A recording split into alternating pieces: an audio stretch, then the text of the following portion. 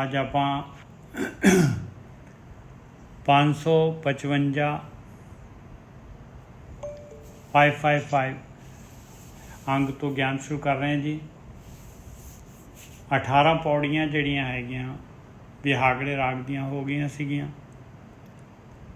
बिहागड़े राग दी वार जिहड़ी सीगी चौथी पातशाही दी ओहदी गल कर रहे हैं तो 19वीं पौड़ी आपां ने लैनी है। उस तो पहला श्लोक है, श्लोक महला तीजा। हौमे विच जगत मूआ, मरदो मरदा जाए। जिचर विच दम है तिचर ना चेतई, के करेग अग्गै जाए। ज्ञानी होए सो चेतन होए, अज्ञानी अंध कमाए। नानक ऐथे कमावै सो मिलै, अग्गे पाए जाए। आ श्लोक तीसरी पातशाही का 4 लाइना का कह रहे कि बई हौमे ऐसी मालक परमात्मा ने जिहड़ी खेड हौमे की बनाई हुई आ कि इंसान जिहड़ा हैगा अपने आप नूं करता मनदा है, करता समझ लैंदा है। खाम खा जिहड़ा हैगा झूठा करता समझ लैंदा है। कोई चीज़ बना नहीं सकता, कोई चीज़ कर नहीं सकता है, कोई चीज़ पैदा नहीं कर सकता ते अपने आप नूं करता मनदा है। इस करके मालक कहंदा जे तू करता हैगा आ फिर तू भुगता भी हैगा है। जो तू कर रहा है इहदा मतलब तू फिर ओनू तैनूं ओहदा जिहड़ा हैगा जो तेरे काम हैगे आ उन्हां दा तैनूं जिहड़ा हैगा फल भी जिहड़ा हैगा भुगतना पऊगा। बस इस कारण आपां जिहड़े हैगे आ ये हौमे दे कारण आपां जिहड़े हैगे जूनां दे विच और प्रकृति दे विच इस तरह जिहड़े हैगे गति करी जा रहे हैं। हौमे दे कारण आपां जिहड़े हैगे मुर्दे वांगू जीवन गुजार दिंने, आपां करते है नहीं गे। आ मेरा घर हैगा, मेरी घरवाली, मेरे बच्चे, बस आपां करता मन्ने बैठे हैं बई आ मेरे हैगे आ। बस यही अपनी मौत का कारण हैगा। हौमे विच जगत मूआ, कहते कुछ भी नहीं किया, मनुखी जून पाई सीगी मेरी मेरी करके और मर गया, कुछ भी लैके नहीं गया। मरदो मरदा जाए। इस तरीके दे नाल जिहड़ा हैगा मैजोरिटी जिहड़ी हैगी आउंदे आ इस तरीके दे नाल हौमे दे नाल मुर्दे वांगू जिहड़ा हैगा मेरी मेरी करके जिहड़ा हैगा मनुखी जून जिहड़ी हैगी है चले जाती अपनी। जिचर विच दम है तिचर ना चेतई। और इंसान जिहड़ा हैगा जब तक साह चलते इंसान दे, जब तक शरीर हैगा, जब तक जिंदा हैगा इंसान, वो ये हौमे छड्डना ही नहीं चाहता, ज्ञान लैना ही नहीं चाहता, चेतना ही नहीं चाहता। किसी नूं जिहड़ा हैगा कहो भी तू गलत हैगा मनना ही नहीं चाहता भाई, चेता ही नहीं हैगा। इस तरीके दे नाल जिहड़ा हैगा वो अचेत जिहड़ा हैगा अपना जिहड़ा हैगा जन्म गुजार दिंदा है। जिचर विच दम है तिचर ना चेतई, के करेगा अगे जाए। कहते गाहां जाके की करेगा, आ शरीर आ मनुखी जून नहीं लभनी तैनूं, फिर जूना दे विच जाना पऊगा, तैनूं बहुत दुखी होएगा। तैनूं फायदा की हैगा, दुख इकट्ठे कर रहे हैं, दुख दी खट्टी कर रहे हैं, तू गलत रास्ते ते तुर रहे हैं। तू ज्ञानी होए सचेतन होए। जिहड़ा ज्ञानी, हुण ज्ञानी जिहड़ा हैगा किहनूं कह रही है बाणी, ज्ञानी ਉਹ ਹੁੰਦੀ ਜਿਹੜਾ ज्ञान लैंदा, ज्ञान ਦੇ ਅਨੁਸਾਰ ਆਪਣੇ ਆਪ ਨੂੰ ਚੇਂਜ ਕਰਦਾ, ਚੇਤਨ ਹੋ ਜਾਂਦਾ। ਜਿਹੜਾ ਜਿਹਨੂੰ ਗਿਆਨ ਮਿਲ ਗਿਆ ਮੈਂ ਤਾਂ ਗਲਤ ਰਸਤੇ ਤੇ ਤੁਰ ਰਿਹਾ ਹਾਂ और आ सही रास्ता ਤਾਂ ਜਾ ਰਿਹਾ, ਉਸੇ ਵੇਲੇ शिफ्ट हो जाएगा, सही रास्ते ਤੇ ਤੁਰ ਪਏਗਾ। अज्ञानी अंध कमाए। अज्ञानी जिहड़ा हैगा ਉਹਨੇ ਜਿਹੜਾ हैगा फिर उसे गलत रस्ते ते नेरे दे उत्ते नेरे 'ਚ ही तुरी जाना ਉਹਨੇ। ਨਾਨਕ ਇੱਥੇ ਕਮਾਵੇ ਸੋ ਮਿਲੈ ਅੱਗੇ ਪਾਏ ਜਾਏ। ਮਹਾਰਾਜ ਕਹਿੰਦੇ ਇੱਥੇ ਜੋ ਕੁਛ ਪਾਈ ਆਮ ਖੇਤ ਸਰੀਰ ਜੋ ਬੀਜੀਏ ਸੋ ਅੰਤ ਖਲੋਇਆ ਹੈ। ਇੱਥੇ ਜਿਹੜਾ ਹੈਗਾ ਮਨੁੱਖੀ ਸਰੀਰ ਤੇਰਾ ਜਦ ਤੱਕ ਹੈ, ਜਦ ਤੱਕ ਤੇਰੇ ਸਾਹ ਚੱਲ ਰਹੇ ਪਿਆਰਿਆ, ਤਦ ਤੱਕ ਤੈਨੂੰ ਬੀਜਣ ਦਾ ਮੌਕਾ ਹੈਗਾ। ਤਦ ਤੱਕ ਜਿਹੜਾ ਹੈਗਾ ਤਦ ਤੱਕ ਤੂੰ ਬਿਜਾਈ ਕਰ ਸਕਦਾ ਹੈ। ਔਰ ਇਹੀ ਤੈਨੂੰ ਜਿਹੜਾ ਹੈਗਾ ਇਹੀ ਖੱਟੀ ਤੇਰੇ ਅੱਗੇ ਆਉਣੀ ਆ ਭਾਈ। ਇਹੀ ਤੈਨੂੰ ਜੋ ਕੁਛ ਵੀ ਕਰ ਰਿਹਾ ਇਹੀ ਤੈਨੂੰ ਭੋਗਣੀ ਪੈਣੀ ਹੈ। ਗੋਰਖੀ ਸਾਹਿਬ ਵਾਹਿਗੁਰੂ ਜੀ ਕਾ ਖਾਲਸਾ ਵਾਹਿਗੁਰੂ ਜੀ ਕੀ ਫਤਿਹ।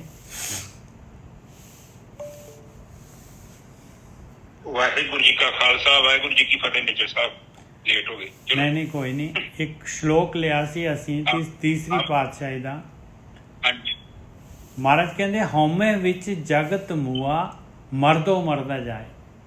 ਕਹਿੰਦੇ ਹਉਮੈ ਐਸੀ ਹੈ, ਮਾਲਕ ਨੇ ਜਿਹੜਾ ਹੈਗਾ ਇਹ ਐਸੀ ਗੇਮ ਪਾਈ ਹੋਈ ਹੈ, ਇਹਦੇ ਵਿੱਚ ਜਿਹੜਾ ਇਨਸਾਨ ਹੈਗਾ ਕਹਿੰਦੇ ਹਉਮੈ ਆ ਮੇਰਾ ਘਰ, ਆ ਮੇਰੀ ਘਰਵਾਲੀ, ਆ ਮੇਰਾ ਫਲਾਨਾ, ਮੇਰਾ ਸਰੀਰ, ਬਸ।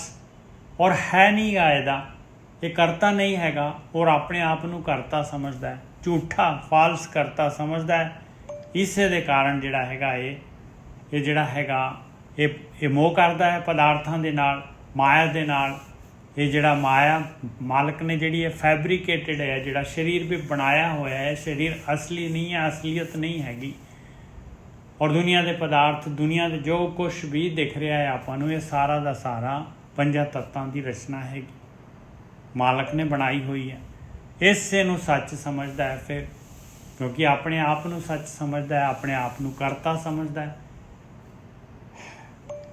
ਹਉਮੈ ਵਿੱਚ ਜਗਤ ਮੂਆ ਮਰਦੋ ਮਰਦਾ ਜਾਏ। ਔਰ ਇਸੇ ਤਰੀਕੇ ਦੇ ਨਾਲ ਜਿਹੜਾ ਹੈਗਾ ਸਾਰੀ ਲੁਕਾਈ ਜਿਹੜੀ ਹੈਗੀ ਆ, ਇਸੇ ਤਰੀਕੇ ਦੇ ਨਾਲ ਹਉਮੈ ਦੇ ਵਿੱਚ ਜਿਹੜੀ ਹੈਗੀ ਆ ਮਨੁੱਖੀ ਜੂਨ ਨਸ਼ਟ ਕਰੀ ਜਾ ਰਹੀ ਹੈ। ਜਿਚਰ ਵਿੱਚ ਦਮ ਹੈ ਤਿਚਰ ਨਾ ਚੇਤਈ, ਕੇ ਕਰੇਗਾ ਅੱਗੇ ਜਾਏ। ਕਹਿੰਦੇ ਜਦ ਤੱਕ ਸਵਾਸ ਚੱਲ ਰਹੇ ਇਨਸਾਨ ਦੇ, ਜਦ ਤੱਕ ਸਰੀਰ ਹੈਗਾ ਤਦ ਤੱਕ ਨਹੀਂ ਚੇਤਦਾ ਇਨਸਾਨ। ਕਹਿੰਦੇ ਦੱਸ ਅੱਗੇ ਜਾ ਕੇ ਫਿਰ ਤੂੰ ਕੀ ਕਰੇਗਾ? ਇਹ ਸਰੀਰ ਤਾਂ ਤੇਰਾ ਇੱਥੇ ਖਤਮ ਹੋ ਜਾਣਾ ਹੈ, ਤੇਰਾ ਸਰੀਰ। ਔਰ ਇਹ 84 ਲੱਖ ਜੂਨਾਂ ਹੈ, ਕੀ ਪਤਾ ਤੈਨੂੰ ਕਿਹੜੀ ਜੂਨ 'ਚ ਜਾਣਾ ਪਏਗਾ। ਦੱਸ ਤੂੰ ਕੀ ਕਰੇਗਾ? ਫਿਰ ਤੂੰ ਕੀ ਕਰੇਗਾ? ਜੇ ਤੂੰ ਬੈਲ ਬਣ ਗਿਆ, ਤੇਰੇ ਮੂੰਹ ਤੋਂ ਬੋਲ ਵੀ ਨਹੀਂ ਨਿਕਲਣੇ। ਦੱਸ ਇਹ ਜੂਨਾਂ ਦੇ ਵਿੱਚ ਤੂੰ ਕੀ ਕਰੇਗਾ? ਫਿਰ ਤੂੰ ਕੀ ਕਰ ਲੇਗਾ? ਜਿਚਰ ਵਿੱਚ ਦਮ ਹੈ ਤਿਚਰ ਨਾ ਚੇਤਈ। ਹਾਲੇ ਤੂੰ ਜਿਹੜਾ ਹੈਗਾ ਗੱਲ ਨੂੰ ਸਮਝ ਹੀ ਨਹੀਂ ਰਿਹਾ, ਚੇਤ ਹੀ ਨਹੀਂ ਰਿਹਾ। ਅਚੇਤਨਾ ਦੇ ਵਿੱਚ ਹੀ ਤੂੰ ਜਿਹੜਾ ਜੀਵਨ ਗੁਜ਼ਾਰਨਾ ਚਾਹੁੰਦਾ ਹੈ। ਆ ਬਾਣੀ ਕਹਿ ਰਹੀ ਹੈ। ਅੱਗੇ ਮਹਾਰਾਜ ਕਹਿੰਦੇ ਆ ਗਿਆਨੀ ਹੋਏ ਸੋ ਚੇਤਨ ਹੋਏ, ਅਗਿਆਨੀ ਅੰਧ ਕਮਾਏ। ਜਿਹੜਾ ਗਿਆਨਵਾਨ ਇਨਸਾਨ ਹੈਗਾ, ਆ ਬ੍ਰਹਮ ਬੋਲ ਹੈਗੇ ਆ, ਉਹ ਚੇਤਨ ਹੋ ਜਾਏਗਾ ਭਾਈ। ਇਹ ਸਮਝ ਕੇ ਬਈ ਇਹ ਤਾਂ ਗੱਲ ਬਿਲਕੁਲ ਸਹੀ ਕਹਿ ਰਹੀ ਹੈ ਬਾਣੀ। ਇਹ ਬ੍ਰਹਮ ਬੋਲ ਬਿਲਕੁਲ ਸਹੀ ਹੈਗੇ। ਮੈਂ ਤਾਂ ਕਰਤਾ ਹੈ ਨਹੀਂ, ਮੈਂ ਤਾਂ ਕੁਛ ਚੀਜ਼ ਬਣਾ ਹੀ ਨਹੀਂ ਸਕਦਾ, ਮੈਂ ਕੋਈ ਇਨਗ੍ਰੇਡੀਐਂਟ ਮੈਂ ਬਣਾ ਹੀ ਨਹੀਂ ਸਕਦਾ। ਉਹ ਚੇਤਨ ਹੋ ਜਾਂਦਾ ਹੈ। ਉਹ ਹਉਮੈ ਤੇ ਉੱਤੇ ਵਰਕਆਊਟ ਕਰਨਾ ਸ਼ੁਰੂ ਕਰ ਦਿੰਦਾ ਹੈ। ਅਗਿਆਨੀ ਅੰਧ ਕਮਾਏ। ਅਗਿਆਨੀ ਬੰਦਾ ਜਿਹੜਾ ਹੈਗਾ ਉਹ ਉਸੇ ਰੂਟੀਨ 'ਚ ਹਨੇਰੇ ਦੇ ਵਿੱਚ ਹੀ ਜਿਹੜਾ ਹੈਗਾ ਉਹ ਗਲਤ ਰਸਤੇ 'ਤੇ ਤੁਰੀ ਜਾ ਰਿਹਾ ਹੈ, ਹਉਮੈ ਵਾਲੇ ਰਸਤੇ 'ਤੇ। ਗਿਆਨਵਾਨ ਜਿਹੜਾ ਹੈਗਾ ਉਹਨੇ ਸਹੀ ਰਸਤਾ ਜਿਹੜਾ ਹੈਗਾ ਉਹ ਮਾਲਕ ਕਰਤਾ ਹੈ, ਕਰਤੇ ਦੀ ਭਗਤੀ ਕਰਕੇ ਉਹਨੇ ਨਿਕਲਣ ਵਾਲਾ ਰਸਤੇ 'ਤੇ ਉਹ ਲੱਭ ਲਿਆ ਰਸਤਾ, ਜਿਹੜਾ ਗਿਆਨੀਆਂ ਤੋਂ ਲੈ ਲਿਆ ਰਸਤਾ। ਨਾਨਕ ਇੱਥੇ ਕਮਾਵੇ ਸੋ ਮਿਲੈ ਅੱਗੇ ਪਾਏ ਜਾਏ। ਕਹਿੰਦੇ ਦੇਖ ਲਾ ਪਿਆਰਿਆ, ਆ ਦੁਨੀਆ ਦੇ ਵਿੱਚ ਹੈਗਾ ਆ, ਮਨੁੱਖੀ ਜੂਨ ਹੈਗੀ ਤੇਰੇ ਕੋਲ, ਇਹੀ ਕਮਾਈ ਇਸੇ ਜੂਨ ਦੇ ਵਿੱਚ ਕਰ ਸਕਦਾ ਹੈ। ਇਹ ਖੇਤ ਸਰੀਰ ਜੋ ਬੀਜੀਏ ਸੋ ਅੰਤ ਖਲੋਇਆ ਹੈ। ਜੋ ਕੁਛ ਵੀ ਕਰੇਗਾ ਉਹੀ ਤੈਨੂੰ ਮਿਲਣਾ ਆ ਗਾਹਾਂ ਸਰੀਰ ਦੇ ਬਾਅਦ ਵੀ। ਹਾਂਜੀ ਵੀਰ ਜੀ।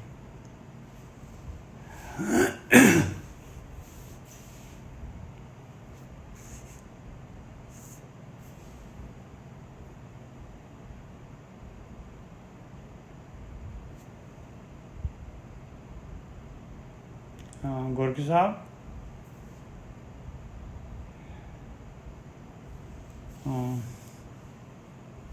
ਗੋਠੀ ਸਾਹਿਬ ਸ਼ਾਇਦ ਅਰੇ ਡ੍ਰੌਪ ਕਰਕੇ ਲੱਗਦੇ। ਹਾਂਜੀ ਹਾਂਜੀ ਹਾਂਜੀ ਡ੍ਰੌਪ ਕਰ ਗਏ।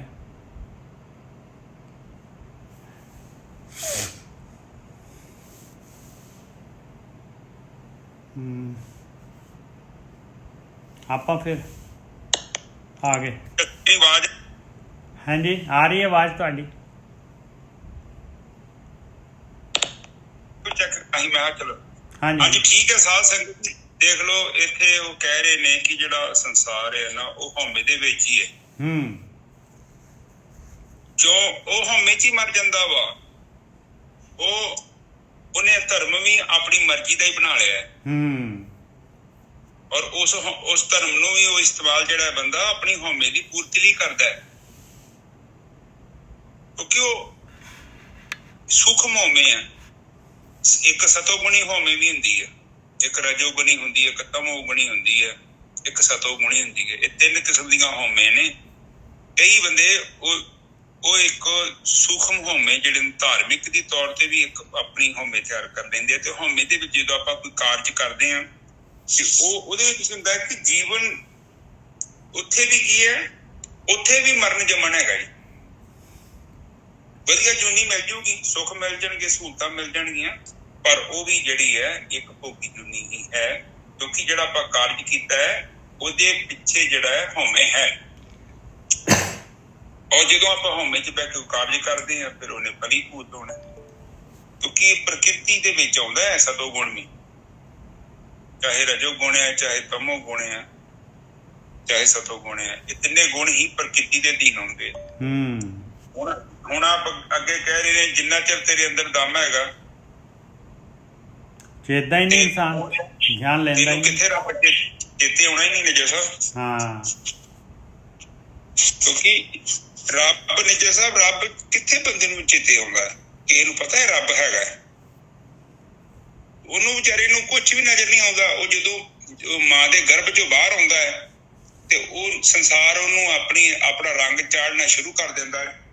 ਹੁਣ ਜਿੱਥੇ ਪਿਓ ਭੱਜ ਰਿਹਾ, ਜਿੱਥੇ ਮਾਂ ਭੱਜ ਰਹੀ ਆ, ਜਿੱਥੇ ਭੈਣ ਭਰਾ ਭੱਜ ਰਹੇ ਨੇ, ਜਿੱਥੇ ਆਲਾ ਦੁਆਲਾ ਲੋਕ ਭੱਜ ਰਹੇ ਨੇ, ਨੈਚੁਰਲੀ ਨਿੱਜਰ ਸਾਹਿਬ ਉਹਨਾਂ ਦਾ ਹੀ ਪ੍ਰਭਾਵ ਪੈਣਾ। ਬਿਲਕੁਲ।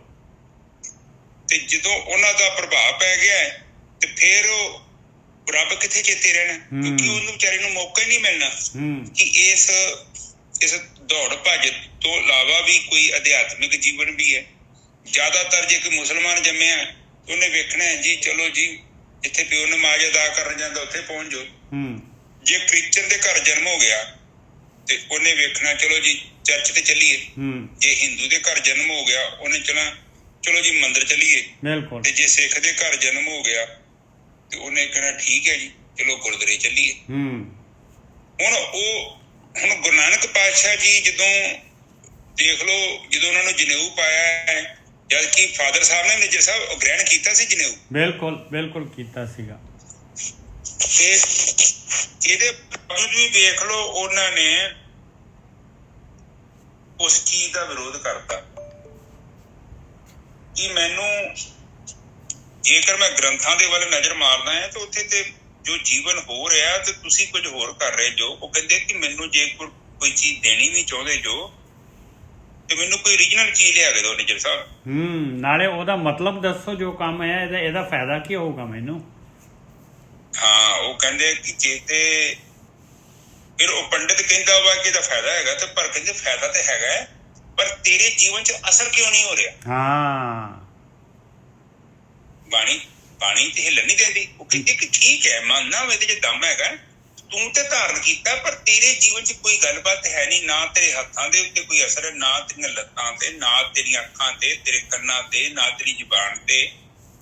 ਇੱਕ ਗੱਲ ਜ਼ਰੂਰ ਆ ਕਿ ਇੱਕ ਆਭੂਸ਼ਣ ਦੇ ਤੌਰ ਤੇ ਤੂੰ ਗ੍ਰਹਿਣ ਕੀਤਾ ਪਰ ਆਊਟਪੁੱਟ ਨਹੀਂ ਹੈਗਾ। ਪੱਖਾ ਹੁਣ ਕਹਿਣ ਤੋਂ ਭਾਵ ਹੈ ਕਿ ਤੁਸੀਂ ਕਹੋਗੇ ਕਿ ਆਊਟਪੁੱਟ ਤੋਂ ਕੀ ਲੈਣਾ ਹੈ। ਕਹਿਣ ਤੋਂ ਭਾਵ ਕਿ ਤੁਹਾਡੇ ਘਰ ਪੱਖਾ ਲੱਗਾ ਹੈ ਪਰ ਹਵਾ ਹੀ ਨਹੀਂ ਹੈਗੀ, ਚੱਲਦਾ ਹੀ ਨਹੀਂ। ਬਿਲਕੁਲ ਸਹੀ ਹੈ। ਕੀ ਕਰੋਗੇ ਇਹਦੇ ਪੱਖੇ ਦਾ? ਗੁਰੂ ਨਾਨਕ ਪਾਤਸ਼ਾਹ ਕਹਿੰਦੇ, ਉਹ ਪੰਡਿਤ ਕਹਿੰਦਾ ਪੱਖਾ ਤੇ ਲੱਗਾ ਨਾ। ਉਹ ਕਹਿੰਦਾ ਮੈਨੂੰ ਪਤਾ ਪੱਖਾ ਲੱਗਾ ਹੈ, ਭੋਲਿਆ ਉਹ ਪੱਖਾ ਤੇ ਚੱਲਦਾ ਹੀ ਨਹੀਂ। ਕਹਿੰਦੇ ਉਹ ਕਿੱਦਾਂ ਤੈਨੂੰ ਪਤਾ ਨਹੀਂ ਚੱਲਦਾ? ਉਹ ਕਹਿੰਦੇ ਜੇ ਚੱਲੇ ਤੇ ਦੀ ਹਵਾ ਦੇ ਨਾਲ ਕੋਈ ਗੰਦ ਮੰਦ, ਕਾਮ, ਕ੍ਰੋਧ, ਲੋਭ, ਮੋਹ, ਹੰਕਾਰ ਘਟੇ, ਪਰ ਉਹ ਤੇ ਘਟਦਾ ਨਹੀਂ ਪਿਆ, ਕਿਉਂਕਿ ਤੂੰ ਮਰਿਆਦਾ ਦੇ ਵਿੱਚ ਹੈਗਾ ਨਹੀਂ, ਤੂੰ ਤੇ ਕੁਝ ਆਪਣੇ ਸਿਸਟਮ ਦੇ ਵਿੱਚ ਰੰਗ ਚਾੜਿਆ। ਇਹ ਕਰਮ ਕਾਂਡ ਹੈ, ਇਹਦੇ ਨਾਲ ਕੋਈ ਧਰਮ ਦਾ ਲੈਣਾ ਦੇਣਾ ਨਹੀਂ। ਹਾਂਜੀ ਨਿਜਰ ਸਾਹਿਬ ਅਗਲੇ ਬੰਨੇ ਬੋਲੀ। ਬਿਲਕੁਲ ਸਹੀ ਹੈ। ਗਿਆਨੀ ਹੋਏ ਸੋ ਚੇਤਨ ਹੋਏ, ਅਗਿਆਨੀ ਅੰਧ ਕਮਾਏ। ਗਿਆਨੀ ਜਿਹੜਾ ਹੈਗਾ ਗਿਆਨ ਲੈ ਲਏਗਾ, ਔਰ ਉਹ ਜਿਹੜਾ ਹੈਗਾ ਇਹ ਹਉਮੈ ਛੱਡੇਗਾ ਭਾਈ, ਚੇਤਨ ਚੌਕਸ ਹੋ ਜਾਏਗਾ, ਉਹ ਸਹੀ ਰਸਤਾ ਪਕੜ ਲਏਗਾ। ਅਗਿਆਨੀ ਜਿਹੜਾ ਹੈਗਾ ਉਹ ਇਸ ਤਰ੍ਹਾਂ ਹੀ ਹਨੇਰੇ 'ਚ ਹਨੇਰੇ ਦੇ ਵਿੱਚ ਯਾਤਰਾ ਕਰਦਾ ਰਹੇਗਾ।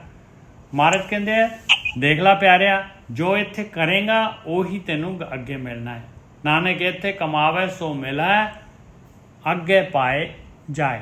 ਉਹੀ ਕੁਛ ਅੱਗੇ ਜਾ ਕੇ ਮਿਲਣਾ ਜੋ ਤੇਰੀ ਖੱਟੀ ਆਹੀ ਖੱਟੀ ਦਾ ਵੇਲ ਆ ਪਿਆਰਿਆ, ਇਹ ਖੱਟਣ ਵਾਸਤੇ ਮਾਲਕ ਨੇ ਭੇਜਿਆ ਤੈਨੂੰ। ਤੂੰ ਜਿਹੜਾ ਹੈਗਾ ਇੱਥੇ ਜਿਹੜਾ ਹੈਗਾ ਇਹ ਕੋਈ ਬਿਜ਼ਨਸ ਕਰਨ ਵਾਸਤੇ ਆਏ ਹੈ, ਕੋਈ ਖੱਟੀ ਕਰਨ ਵਾਸਤੇ ਆਏ ਹੈ। ਹਾਂਜੀ ਵੀਰ ਜੀ। ਇੱਥੇ ਦੇਖੋ ਉਹ ਕਹਿ ਰਹੇ ਨੇ ਕਿ ਜਿਹੜਾ ਗਿਆਨੀ ਆ ਉਹ ਤੇ ਬਿਜ਼ਨਸ ਕਰਦਾ,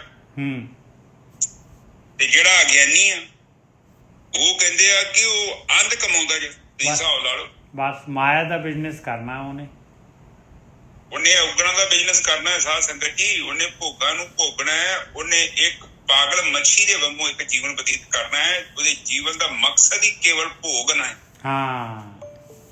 ਉਹਦੀ ਜ਼ਿੰਦਗੀ ਦੇ ਵਿੱਚ ਕੋਈ ਗਿਆਨ ਨਹੀਂ ਹੈਗਾ, ਉਹਦੀ ਜ਼ਿੰਦਗੀ 'ਚ ਕੋਈ ਚੇਤਨਾ ਹੀ ਨਹੀਂ ਹੈਗੀ। ਉਹ ਤੇ ਇੱਕ ਸੁੱਤਾ ਹੋਇਆ ਜੀਵਨ ਬਤੀਤ ਕਰ ਰਿਹਾ ਹੈ। ਉਹ ਨਹੀਂ ਵੇਂਦਾ ਪਿਆ ਕਿ ਜੋ ਵੀ ਤੂੰ ਕਰਮ ਕਰ ਰਿਹਾ ਹੈ, ਤੂੰ ਉਹਨਾਂ ਤੇ ਨਜ਼ਰ ਕਿਉਂ ਨਹੀਂ ਮਾਰ ਰਿਹਾ? ਹੁਣ ਨਜ਼ਰ ਮਾਰਨ ਤੋਂ ਭਾਵ ਕਿੱਦਾਂ? ਹੁਣ ਮੈਂ ਨਾ ਸਵੇਰੇ ਅੱਜ ਗੱਡੀ ਰਿਪੇਅਰ ਕਰਨ ਗਿਆ ਤੇ ਉੱਥੇ ਨਿੱਜਰ ਸਾਹਿਬ ਜਦੋਂ ਗੰਦੇ ਰਾਹ 'ਚ ਜਾਈਏ ਤੇ ਨਿੱਜਰ ਸਾਹਿਬ ਟਾਇਰਾਂ ਨੂੰ ਚਿੱਕੜ ਲੱਗ ਜਾਂਦਾ ਹੈ, ਪਰ ਉਹ ਕਹਿੰਦੇ ਜਿਹੜਾ ਗਿਆਨੀ ਉਹਨੂੰ ਚਿੱਕੜ ਦਿਖਾਈ ਨਹੀਂ ਦਿੰਦਾ। ਸਹੀ ਹੈ ਨਿੱਜਰ ਸਾਹਿਬ? ਬਿਲਕੁਲ। ਕਮ ਸੇ ਕਮ ਉਹ ਪਤਾ ਤੇ ਹੋਵੇ ਨਾ ਕਿ ਮੇਰੀ ਗੱਡੀ ਨੂੰ ਚਿੱਕੜ ਲੱਗ ਰਿਹਾ। ਤੇ ਉਹ ਕੀ ਕਰ ਰਿਹਾ? ਉਹ ਸੋਚਦਾ ਹੀ ਨਹੀਂ, ਉਹਦੇ ਅੰਦਰ ਡਬਲ ਆ ਰਹੀ ਹੈ, ਡਬਲ ਆਵਾਜ਼ ਆਉਣੀ ਸ਼ੁਰੂ ਹੋ ਗਈ। ਗੁਰਕੀ ਸਾਹਿਬ ਦੋ ਲੱਗੇ ਹੋਏ। ਨਹੀਂ ਹੁਣ ਠੀਕ ਹੈ, ਹੁਣ ਹੋ ਗਈ ਆ ਸਹੀ, ਹੋ ਗਈ ਠੀਕ। ਹਾਂ ਉਹ ਨਾ ਗਲਤ ਕੰਮ ਕਰ ਰਿਹਾ ਸੀ, ਮੈਨੂੰ ਭੁਲੇਖਾ ਲੱਗ ਗਿਆ। ਤੇ ਉਹ ਹੁਣ ਇਹ ਗੱਲ ਨੂੰ ਆਪਾਂ ਸਮਝਣਾ ਹੈ ਕਿ ਜੇਕਰ ਸਾਡੇ ਜੀਵਨ 'ਚ ਟਾਇਰਾਂ ਨੂੰ ਚਿੱਕੜ ਲੱਗ ਰਿਹਾ ਹੈ, ਉਹ ਸਾਡੀ ਜ਼ਿੰਦਗੀ 'ਚ ਮਲੀਨਤਾ ਵੱਧ ਰਹੀ ਹੈ, ਤੇ ਇਹਦਾ ਮਤਲਬ ਹੈ ਸਾਨੂੰ ਆਪਣੇ ਜੀਵਨ ਦੇ ਉੱਤੇ ਨਜ਼ਰ ਮਾਰਨ ਦੀ ਲੋੜ ਹੈ। ਨਜ਼ਰ ਮਾਰਨ ਤੋਂ ਭਾਵ ਹੈ ਕਿ ਦੇਖੋ ਹੁਣ ਇੱਕ ਨਦੀ ਹੈ, ਹੁਣ ਨਦੀ ਦੇ ਕਿਨਾਰੇ ਹੈਗੇ ਨਿੱਜਰ ਸਾਹਿਬ, ਪਾਣੀ ਵਧੇ ਭਾਵੇਂ। ਹੁਣ ਮੈਂ ਇੱਥੇ ਸਾਡੇ ਲਾਗੇ ਇੱਕ ਨਦੀ ਹੈ, ਹੁਣ ਮੈਂ ਕਈ ਵਾਰੀ ਕਹਿੰਦਾ ਨਿੱਜਰ ਸਾਹਿਬ ਪਾਣੀ ਘਟਿਆ ਹੁੰਦਾ ਤੇ ਕਈ ਵਾਰੀ ਪਾਣੀ ਵਧੇ ਜਾਂਦਾ, ਪਰ ਰਹਿੰਦੀ ਉਹ ਕਿਨਾਰਿਆਂ ਦੇ ਅੰਦਰ ਹੀ ਆ। ਉਹੀ ਖੂਬਸੂਰਤੀ ਹੈ। ਹੁਣ ਸਾਡੇ ਜੀਵਨ 'ਚ ਵੇਖੋ ਤੁਸੀਂ, ਇੱਕ ਪਤੀ ਪਤਨੀ ਹੁੰਦੇ ਨੇ, ਉਹ ਜਦੋਂ ਨਿੱਜਰ ਸਾਹਿਬ ਆਪਾਂ ਕਿਸੇ ਨੂੰ ਕੋਈ ਗੱਲ ਵੀ ਕਹਿਣੀ ਹੈ ਨਾ, ਇੱਕ ਮਰਿਆਦਾ 'ਚ ਰਹਿ ਕੇ ਕਹੀਏ ਨਾ, ਤੇ ਨਿੱਜਰ ਸਾਹਿਬ ਉਹ ਨਦੀ ਵਾਂਗੂ ਨੁਕਸਾਨ ਨਹੀਂ ਕਰੇਗੀ। ਤੇ ਜਦੋਂ ਆਪਾਂ ਉਹ ਮਰਿਆਦਾ ਨੂੰ ਲੰਘ ਜਾਂਦੇ ਆ, ਹੁਣ ਇੱਕ ਸੁੱਚ ਖਰਾਬ ਆ, ਹੁਣ ਸਾਡੇ ਘਰ ਮੈਨੂੰ ਇੱਕ ਕਲੀਨਿਕ 'ਚ ਇੱਕ ਸੁੱਚ ਖਰਾਬ ਆ, ਮੈਨੂੰ ਉੱਥੇ ਮੈਂ ਇੱਕ ਵਾਰੀ ਨੱਪਿਆ ਤੇ ਉੱਥੇ ਸਪਾਰਕ ਨਿਕਲੀ ਉੱਥੇ। ਹੁਣ ਨਿੱਜਰ ਸਾਹਿਬ ਮੈਨੂੰ ਪਤਾ ਸਪਾਰਕ ਨਿਕਲੀ, ਹੁਣ ਦੁਬਾਰਾ ਸੁੱਚ ਨੂੰ ਨੱਪੂਗਾ ਛੇਤੀ ਕਰਕੇ ਨਾ। ਇਸੇ ਤਰ੍ਹਾਂ ਪਰ ਆਪਾਂ ਘਰਾਂ 'ਚ ਕਿਉਂ ਬਾਰ-ਬਾਰ ਉਸੇ ਸੋਚ ਨੂੰ ਨੱਪਦੇ ਆ? 20 25 30 ਸਾਲ ਹੋ ਗਏ ਆ, ਬਾਰ-ਬਾਰ ਪਤਾ ਹੈ ਨਿੱਜਰ ਸਾਹਿਬ ਉੱਥੋਂ ਸਪਾਰਕ ਨਿਕਲਣੀ ਹੈ। ਬਿਲਕੁਲ ਸਹੀ ਗੱਲ ਹੈ। ਉਹ ਸੋਚ ਨੂੰ ਨੱਪਣ ਦਾ ਫਾਇਦਾ ਕੋਈ ਨਹੀਂ ਹੈਗਾ। ਜੇ ਉਹ ਸੋਚ ਕੇ ਕੰਮ ਦਾ ਹੁੰਦਾ ਨਾ, ਤੇ ਉਦੋਂ ਵਿਚਾਰੀ ਨੇ ਬਦਲ ਦੇਣਾ ਸੀ ਨਿੱਜਰ ਸਾਹਿਬ, ਅਗਲੇ ਤੇ ਵਾਦੀ ਗੱਲ ਨਹੀਂ। ਬਿਲਕੁਲ। ਹੁਣ ਤੁਸੀਂ ਉਹਨੂੰ ਨੱਪਣ ਦੇ ਜੋ ਤੇ ਸਪਾਰਕ ਨਿਕਲਦਾ ਹੁੰਦਾ। ਇਸੇ ਤਰ੍ਹਾਂ ਕਈ ਬੰਦੇ ਹੁੰਦੇ ਆ 70 80 ਸਾਲ ਦੇ ਹੋ ਜਾਂਦੇ, ਉਹਨਾਂ ਦੀ ਜ਼ਿੰਦਗੀ ਸਪਾਰਕ ਨਿਕਲਣੋਂ ਹਟਦਾ ਹੀ ਨਹੀਂ, ਕਿਉਂਕਿ ਉਹਨੇ ਬਾਰ-ਬਾਰ ਉਹਦਾ ਦੂਜਾ ਪਾਰਟਨਰ ਹੈ ਨਿੱਜਰ ਸਾਹਿਬ, ਉਹ ਹੀ ਸੋਚ ਨੱਪਦਾ ਜੀ ਜਿੱਥੇ ਨੁਕਸਿਆ। ਤੇ ਅਗਲਾ ਵਿਚਾਰਾ ਹੁਣ ਵਿਚਾਰ ਹੀ ਨਹੀਂ ਕਰਦਾ ਕਿ ਇੱਕ ਵਾਰੀ ਚਲੋ ਸਪਾਰਕ ਨਿਕਲੀ ਆ, 2 ਵਾਰੀ ਨਿਕਲੀ, 4 ਵਾਰੀ, 10 ਵਾਰੀ, ਕਮ ਸੇ ਕਮ ਥੋੜਾ ਧਿਆਨ ਦੇਵਾਂ ਕਿ ਜੇ ਅਗਲਾ ਨਹੀਂ ਹਟਦਾ ਪਿਆ ਤੇ ਕਮ ਸੇ ਕਮ ਮੈਂ ਹੀ ਬਦਲ ਜਾ। ਹੁਣ ਇੱਕ ਵਾਰੀ ਤੇ ਚਲੋ ਕਿਸੇ ਨੂੰ ਤੁਸੀਂ ਭੜਕਾਤਾ, ਫਿਰ 2 ਵਾਰੀ ਭੜਕਾਤਾ, 3 ਵਾਰੀ ਭੜਕਾਤਾ, ਜੇ ਬਾਰ-ਬਾਰ ਹੀ ਉਸੇ ਗੱਲ ਤੇ ਬਹਿਸ ਹੋ ਰਹੀ ਹੈ ਤੇ ਉੱਥੇ ਸਾਨੂੰ ਸੋਚਣ ਦੀ ਲੋੜ ਹੈ। ਤੇ ਦੇਖੋ ਅਧਿਆਤਮਿਕ ਦਾ ਮਤਲਬ ਤੇ ਇਹੋ ਹੀ ਹੈ, ਤੁਸੀਂ ਘਰ ਤੋਂ ਸ਼ੁਰੂ ਕਰੋ, ਹੁਣ ਤੁਸੀਂ ਘਰੇ ਲੜਾਈ ਕੀਤੀ ਆ, ਤੁਸੀਂ ਘਰੇ ਲੜਾਈ ਕਰਕੇ ਮੁੜ ਕੇ ਭਗਤੀ ਦੇ ਬਹਿ ਜਾਓ, ਤੁਹਾਡਾ ਕਿੱਥੇ ਮਨ ਲੱਗਣਾ? ਮਨ ਤੇ ਬਹੁਤ ਜ਼ਿਆਦਾ ਉਦੋਂ ਤੁਸੀਂ ਖੰਡਿਤ ਕਰ ਲਿਆ। ਸਾਰੀ ਤੁਸੀਂ ਫਲੋ એનર્ਜੀ ਸਾਰੀ ਵੇਸਟ ਕਰ ਲਈ ਆ ਤੁਸੀਂ। ਹੁਣ ਬਾਣੀ ਕਹਿੰਦੀ ਕ੍ਰੋਧ ਦੀ ਗੱਲ ਕਰਦੀ ਹੈ। ਦੇਖੋ ਇਹ ਜਿਹੜੇ ਟੌਪਿਕ ਹੁੰਦੇ ਨੇ ਜਿਹੜੇ ਤੁਹਾਡੇ ਨਾਲ ਡਿਸਕਸ ਕਰੀ ਅਸਲ 'ਚ ਅਧਿਆਤਮਿਕ ਜੀਵਨ ਦੇ ਨਾਲ ਜੁੜੇ ਹੋਏ ਨੇ, ਕਿਉਂਕਿ ਕ੍ਰੋਧ ਨਾਲ ਜੁੜੇ ਹਉਮੈ ਦਾ ਵਿੱਚ ਕੰਮ ਹੈ ਸਾਰਾ। ਹਉਮੈ 'ਚ ਜਦੋਂ ਬੰਦਾ ਆਉਂਦਾ ਹੈ ਨਾ, ਉਹ ਬੰਦਾ ਦੂਜੇ ਦੀ ਗੱਲ ਸੁਣਨ ਨੂੰ ਤਿਆਰ ਹੀ ਨਹੀਂ ਸੁਣਦਾ, ਉਹਨੂੰ ਨਹੀਂ ਸੁਣਦਾ।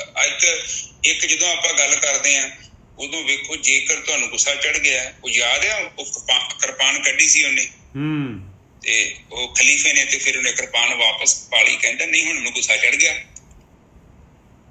ਹੁਣ ਉੱਥੇ ਉਸ ਟਾਈਮ ਤੇ ਤੁਸੀਂ ਆਪਣੀ ਕਿਰਪਾਨ ਨੂੰ ਅੰਦਰ ਰੱਖ ਲਓ, ਕਿਉਂਕਿ ਹੁਣ ਟੌਪਿਕ ਤੇ ਗੱਲ ਕਰਨ ਦਾ ਫਾਇਦਾ ਨਹੀਂ, ਕਿਉਂਕਿ ਉਹ ਟੌਪਿਕ ਤੇ ਹੁਣ ਤੇ ਤੁਹਾਡੇ 2 ਲਫ਼ਜ਼ ਬੋਲੇ ਤੇ ਬਸ ਉੱਥੇ ਭਮਾਕਾ ਵੱਜ ਜਾਣਾ।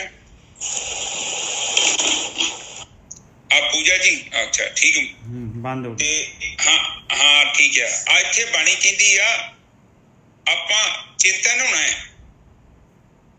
ਚੇਤਨ ਦਾ ਮਤਲਬ ਹੈ ਆਪਾਂ ਜਾਗ ਜਾਣਾ। ਆਪਾਂ ਉਦੋਂ ਆਪਣੇ ਆਪ ਨੂੰ ਇਹ ਸਮਝਾਉਣਾ ਹੈ ਕਿ ਮੈਂ ਤੇ ਹੋਸ਼ 'ਚ ਹੈਗਾ, ਮੈਂ ਕੋਈ ਮੂਰਖ ਥੋੜੀ ਹਾਂ, ਮੈਂ ਕੋਈ ਮਸ਼ੀਨ ਥੋੜੀ ਹਾਂ ਜਿਹੜਾ ਬਾਰ-ਬਾਰ ਹਰ ਵਾਰੀ ਉਹੀ ਬੇਵਕੂਫੀ ਕਰਾਂ। ਇਹੋ ਤੇ ਫਰਕ ਹੈ ਸਾਡੇ 'ਚ ਤੇ ਮਸ਼ੀਨ 'ਚ ਨਿੱਜਰ ਸਾਹਿਬ। ਬਿਲਕੁਲ, ਕਿਉਂਕਿ ਮਸ਼ੀਨ ਆਪਣੇ ਆਪ ਨੂੰ ਚੇਂਜ ਨਹੀਂ ਕਰ ਸਕਦੀ, ਉਹ ਤੇ ਮਸ਼ੀਨ ਹੈ। ਪਰ ਅਸੀਂ ਤੇ ਚੇਤਨ ਹੈਗੇ ਆ। ਸਾਨੂੰ ਪਤਾ ਹੈ ਕਿ ਅਸੀਂ ਜੇਕਰ ਕੁਝ ਗੜਬੜ ਕਰਦੇ ਹਾਂ ਤੇ ਉਹਦਾ ਆਉਣ ਵਾਲੇ ਸਮੇਂ 'ਚ ਉਹ ਬਹੁਤ ਮਾੜੀ ਚੀਜ਼ ਹੈ, ਉਹਦਾ ਰਿਜ਼ਲਟ ਬੜਾ ਮਾੜਾ ਨਿਕਲਣਾ। ਉਸ ਕਰਕੇ ਥੋੜਾ ਜਿਹਾ ਧਿਆਨ ਦੇਣ ਦੀ ਲੋੜ ਹੈ। ਅਗਲੇ ਬੰਨੇ ਕਹਿੰਦੇ ਨਾਨਕ ਇੱਥੇ ਕਮਾਵੇ ਸੋ ਮਿਲੇ, ਅੱਗੇ ਪਾਏ ਜਾਏ। ਜੋ ਇੱਥੇ ਕਮਾਈ ਕਰਾਂਗੇ ਉਹੀ ਮਿਲਣਾ ਹੈ, ਤੇ ਅੱਗੇ ਵੀ ਇਹੀ ਕੁਝ ਆਪਣੇ ਕੋਲ ਇਹੀ ਸਾਹਮਣੇ ਆਉਣਾ ਹੈ ਆਪਣੇ। ਜਿਹੜਾ ਸਮਾਨ ਤੁਸੀਂ ਭੜੋਲੇ 'ਚ ਪਾਇਆ ਨਿੱਜਰ ਸਾਹਿਬ, ਖਾਣੀ ਤੇ ਉਹ ਕਣਕ ਪੈਣੀ ਆ, ਭਾਵੇਂ 2 ਰੁਪਏ ਕਿਲੋ ਵਾਲੀ ਹੋਵੇ। ਬਿਲਕੁਲ। ਔਰ ਇਨਸਾਨ ਆਪਣੇ ਕਾਰਨ ਸਰੀਰ ਰੂਪੀ ਭੜੋਲੇ ਦੇ ਵਿੱਚ ਸਾਧ ਸੰਗਤ ਜੀ ਖੁਦ ਸੰਸਕਾਰਾਂ ਦੀ ਕਣਕ ਇਕੱਠੀ ਕਰਕੇ ਖੜਦਾ ਹੈ। ਮੁੜ ਕੇ ਫਿਰ ਉਹ ਭੋਗੀ ਜੂਨਾਂ 'ਚ ਜਾ ਕੇ ਭੋਗਦਾ ਹੈ ਤੇ ਫਿਰ ਘੁੰਮ ਕੇ ਉੱਥੇ ਆ ਜਾਂਦਾ ਹੈ। ਜਦੋਂ ਭੜੋਲਾ ਖਾਲੀ ਹੋ ਜਾਂਦਾ ਹੈ, ਖਾਲੀ ਭੜੋਲਾ ਲੈ ਕੇ ਮਨੁੱਖਾ ਦੇਹ ਮਿਲਦੀ ਇਹਨੂੰ, ਇਹਦੇ 'ਚ ਫੇਰ ਭਰ ਲੈਂਦਾ ਬਸ। ਔਰ ਕਈ ਤੇ ਮੇਰੇ ਵਰਗੇ ਬੁੱਢੇ ਹੋ ਜਾਂਦੇ ਆ, ਹਟਦੇ ਹੀ ਨਹੀਂ। ਜੋ ਸਵੇਰ ਤੋਂ ਪਿਓ ਦੇ ਪੁੱਤ ਨਿਕਲਦੇ ਸ਼ਾਮ ਤੱਕ, ਜਦ ਤੱਕ 2-4 ਕੁਇੰਟਲ ਇਕੱਠੀ ਨਹੀਂ ਹੁੰਦੀ, ਉਹਨਾਂ ਚਿਰ ਘਰੋਂ ਵਾਪਸ ਨਹੀਂ ਆਉਂਦੇ। ਬਾਣੀ ਕਹਿੰਦੀ ਆ ਤੂੰ ਦੇਖ, ਤੂੰ ਅੱਗੇ ਜਾਣਾ ਹੈ, ਤੂੰ ਸਫ਼ਰ ਕਰਤੇ ਨਿਕਲਣਾ ਹੈ, ਅੱਗੇ ਜਾਣਾ ਹੈ, ਪਰ ਤੂੰ ਤੇਰਾ ਦਿਮਾਗ ਨਹੀਂ ਕੰਮ ਕਰਦਾ। ਗ੍ਰੰਥਾਂ 'ਚ ਤੇ ਰੌਲਾ ਬੜਾ ਪੈ ਗਿਆ। ਤੂੰ ਉਹ ਕਦੋਂ ਸੁਣਨੀ ਹੈ ਬਾਣੀ ਤੇ ਕਹਿੰਦੀ ਕਿ ਐਸਾ ਕਰਮ ਨਹੀਂ ਕਰਨਾ, ਪਛਤਾਉਣਾ ਹੈ ਮੁੜ ਕੇ। ਕਿਉਂਕਿ ਗਲਤ ਚੀਜ਼ ਤੂੰ ਲੈ ਆਏਗਾ, ਉਹ ਗਲਤ ਜੇ ਲਿਆਂਦੀ ਹੈ ਤੇ ਉਹ ਇਹ ਕੋਈ ਘਰ ਦੀ ਰੋਟੀ ਥੋੜੀ ਹੈ ਤੁਸੀਂ ਕੌਲੀ ਪਰੇ ਕਰਕੇ ਦੂਜੀ ਲੈ ਆਓ। ਇਹ ਤੁਹਾਡਾ ਸੰਸਕਾਰ ਹੈ। ਇਹ ਨਿੱਜਰ ਸਾਹਿਬ ਇਹਦੇ 'ਚ ਛੁਟਕਾਰਾ ਬੜਾ ਔਖਾ। ਬਿਲਕੁਲ। ਹਾਂਜੀ ਅੱਗੇ ਚੱਲੀਏ। ਅੱਗੇ ਮਹਾਰਾਜ ਕਹਿੰਦੇ ਕਿ ਬਈ ਦੇਖ ਗੋਰਖੀ ਸਾਹਿਬ, ਤੁਹਾਡਾ ਨਾ ਉਹ ਡਿਸਟਰਬੈਂਸ ਬਹੁਤ ਜ਼ਿਆਦਾ ਆ ਰਹੀ ਹੈ। ਮਹੱਲਾ ਤੀਜਾ ਦੇਖ, ਇਹਦੇ ਵਿੱਚ ਜਿਹੜਾ ਹੈਗਾ ਮਹਾਰਾਜ ਦੱਸ ਰਹੇ ਕਿ ਪਰਮਾਤਮਾ ਦਾ ਇੱਕ ਕਾਨੂੰਨ ਹੈਗਾ ਵੀ ਮਾਲਕ ਕਹਿੰਦਾ ਹੈ ਕਿ ਜੇ ਤੂੰ ਭਗਤੀ ਕਰਨਾ ਚਾਹੁੰਦਾ ਆ, ਚੇਤਨਾ ਚਾਹੁੰਦਾ ਆ, ਜੇ ਤੂੰ ਸੁੱਤਾ ਪਿਆ ਜਾਗਣਾ ਚਾਹੁੰਦਾ ਆ, ਤੇ ਬ੍ਰਹਮ ਗਿਆਨੀਆਂ ਦੇ ਥਰੂ ਹੀ ਜਾਗ ਸਕਦਾ ਹੈ, ਸਤਿਗੁਰੂ ਦੇ ਥਰੂ ਹੀ ਜਾਗ ਸਕਦਾ ਹੈ। ਹੋਰ ਕੋਈ ਤਰੀਕਾ ਨਹੀਂ ਹੈਗਾ। ਤੁਰ ਖਸਮੇ ਕਾ ਹੁਕਮ ਪਿਆ, ਮਾਲਕ ਦਾ ਤੁਰੋਂ ਹੁਕਮ ਹੈਗਾ, ਕਾਨੂੰਨ ਹੈਗਾ, ਨਿਯਮ ਹੈਗਾ। ਬਿਨ ਸਤਿਗੁਰ ਚੇਤਿਆ ਨਾ ਜਾਏ। ਗੁਰੂ ਤੋਂ ਬਗੈਰ, ਬ੍ਰਹਮ ਗਿਆਨੀਆਂ ਤੋਂ ਬਗੈਰ ਭਗਤੀ ਨਹੀਂ ਹੋ ਸਕਦੀ। ਭਗਤੀ ਨਹੀਂ ਹੋ ਸਕਦੀ ਤੇ ਫਿਰ ਆਪਾਂ ਜਿਹੜੇ ਹੈਗੇ ਫਿਰ ਹਨੇਰੇ ਦੇ ਵਿੱਚ ਹੀ ਹੈਗੇ ਆ, ਮਾਇਆ ਦੇ ਵਿੱਚ ਹੀ ਹੈਗੇ ਆ, ਹਉਮੈ ਦੇ ਵਿੱਚ ਹੀ ਹੈਗੇ ਆ। ਹਉਮੈ ਦੇ ਬਾਅਦ ਜਿਹੜਾ ਹੈਗਾ ਸ਼ਲੋਕ ਦੇ ਬਾਅਦ ਆਹ ਸ਼ਲੋਕ ਲਗਾਇਆ, ਜੇ ਹਉਮੈ ਛੱਡਣਾ ਚਾਹੁੰਦਾ ਹੈ ਪਿਆਰਿਆ ਤੇ ਗੁਰੂ ਦੀ ਮੱਤ ਲੈਣੀ ਪਊਗੀ। ਵਿਣ ਸਤਿਗੁਰ ਚੇਤਿਆ ਨਾ ਜਾਏ। ਤੂੰ ਚੇਤਿਆ ਹੀ ਨਹੀਂ ਜਾਏ, ਤੂੰ ਅਚੇਤ ਹੀ ਰਹੇਗਾ। ਚੇਤਨਤਾ ਤੇਰੇ ਅੰਦਰ ਗਿਆਨ ਆਏਗਾ ਹੀ ਨਹੀਂ। ਸਤਿਗੁਰ ਮਿਲੈ ਅੰਤਰ ਰਵ ਰਿਹਾ, ਸਦਾ ਰਿਹਾ ਲਿਵ ਲਾਏ। ਆਇਆ ਸਤਿਗੁਰੂ ਮਿਲੀਏ ਨਹੀਂ ਲਿਖਿਆ, ਮਿਲੈ। ਗੁਰੂ ਨੂੰ ਮਿਲਣ ਦੇ ਬਾਅਦ, ਗੁਰੂ ਨੂੰ ਮਿਲਣ ਦੇ ਨਾਲ ਉਹ ਮਾਲਕ ਪਰਮਾਤਮਾ ਤੇਰੇ ਅੰਦਰ ਰਵ ਜਾਏਗਾ ਔਰ ਹਮੇਸ਼ਾ ਤੇਰੀ ਲਿਵ ਲੱਗੀ ਰਹੇਗੀ। ਦਮ ਦਮ ਸਦਾ ਸੰਭਾਲਦਾ, ਦਮ ਨਾ ਬਿਰਥਾ ਜਾਏ। ਫਿਰ ਜਿਹੜਾ ਹੈਗਾ ਤੇਰੇ ਸਵਾਸ, ਹਰ ਇੱਕ ਸਵਾਸ ਤੇਰਾ ਜਿਹੜਾ ਹੈਗਾ ਕਾਮਯਾਬ ਹੋ ਜਾਏਗਾ ਭਾਈ, ਵੇਸਟ ਨਹੀਂ ਹੋਏਗਾ। ਜਨਮ ਮਰਨ ਕਾ ਪਾਉ ਗਿਆ, ਜੀਵਨ ਪਦਵੀ ਪਾਏ। ਔਰ ਤੇਰਾ ਜਿਹੜਾ ਹੈਗਾ ਜੂਨਾਂ ਦੇ ਵਿੱਚ ਜਾਣਾ ਹੈ, ਜਨਮ ਮਰਨ ਦਾ ਜਿਹੜਾ ਡਰ ਹੈਗਾ ਇਹ ਖਤਮ ਹੋ ਜਾਏਗਾ ਔਰ ਤੈਨੂੰ ਜਿਹੜਾ ਹੈਗਾ ਇਹ ਮਨੁੱਖੀ ਜੂਨ ਦੀ ਉਚਾਈ ਜਿਹੜੀ ਹੈਗੀ, ਪਦਵੀ ਜਿਹੜੀ ਹੈਗੀ ਆ, ਇਹ ਮਨੁੱਖੀ ਜੂਨ ਦਾ ਫਲ ਬਈ ਇਸ 'ਚ ਕਿਹੜਾ ਮਰਤਬਾ ਆਪਾਂ ਨੇ ਅਚੀਵ ਕਰਨਾ ਸੀਗਾ, ਕੀ ਕੰਮ ਕਰਨਾ ਸੀਗਾ, ਕਿੱਥੇ ਪਹੁੰਚਣਾ ਸੀਗਾ, ਉਹ ਜਗ੍ਹਾ 'ਤੇ ਪਹੁੰਚ ਜਾਏਗਾ। ਜਨਮ ਮਰਨ ਰਹਿਤ ਹੋ ਜਾਏਗਾ। ਨਾਨਕ ਇਹ ਮਰਤਬਾ ਤਿਸਨੂੰ ਦੇ ਜਿਸਨੂੰ ਕਿਰਪਾ ਕਰੇ ਰਜਾਏ। ਔਰ ਆ ਜਿਹੜਾ ਹੈਗਾ ਪੰਚ ਪ੍ਰਵਾਨ, ਪੰਚ ਪ੍ਰਧਾਨ, ਪੰਚੇ ਪਾਵੇਂ ਦਰਗੇ ਮਾਨ, ਇਹ ਜਿਹੜਾ ਹੈਗਾ ਮੁਕਤੀ ਦਾ ਮਰਤਬਾ ਉਸ ਨੂੰ ਮਿਲਦਾ ਆ, ਉਸ ਨੂੰ ਦਿੰਦਾ ਹੈ ਮਾਲਕ, ਜਿਸ ਨੂੰ ਕਿਰਪਾ ਕਰੇ ਰਜਾਏ, ਜਿਸ ਦੇ ਉੱਤੇ ਮਾਲਕ ਦੀ ਕਿਰਪਾ ਹੁੰਦੀ ਹੈ। ਮਾਲਕ ਜਿਹੜਾ ਮਾਲਕ ਦੀ ਰਜ਼ਾ ਦੇ ਵਿੱਚ ਚੱਲਦਾ ਹੈ, ਜਿਹੜਾ ਮਾਲਕ ਦੇ ਹੁਕਮ ਦੇ ਵਿੱਚ ਚੱਲਦਾ ਹੈ, ਜਿਹੜਾ ਬ੍ਰਹਮ ਗਿਆਨੀਆਂ ਦੇ ਥਰੂ, ਗੁਰੂ ਦੇ ਥਰੂ ਭਗਤੀ ਕਰਦਾ ਹੈ। ਹਾਂਜੀ ਵੀਰ ਜੀ।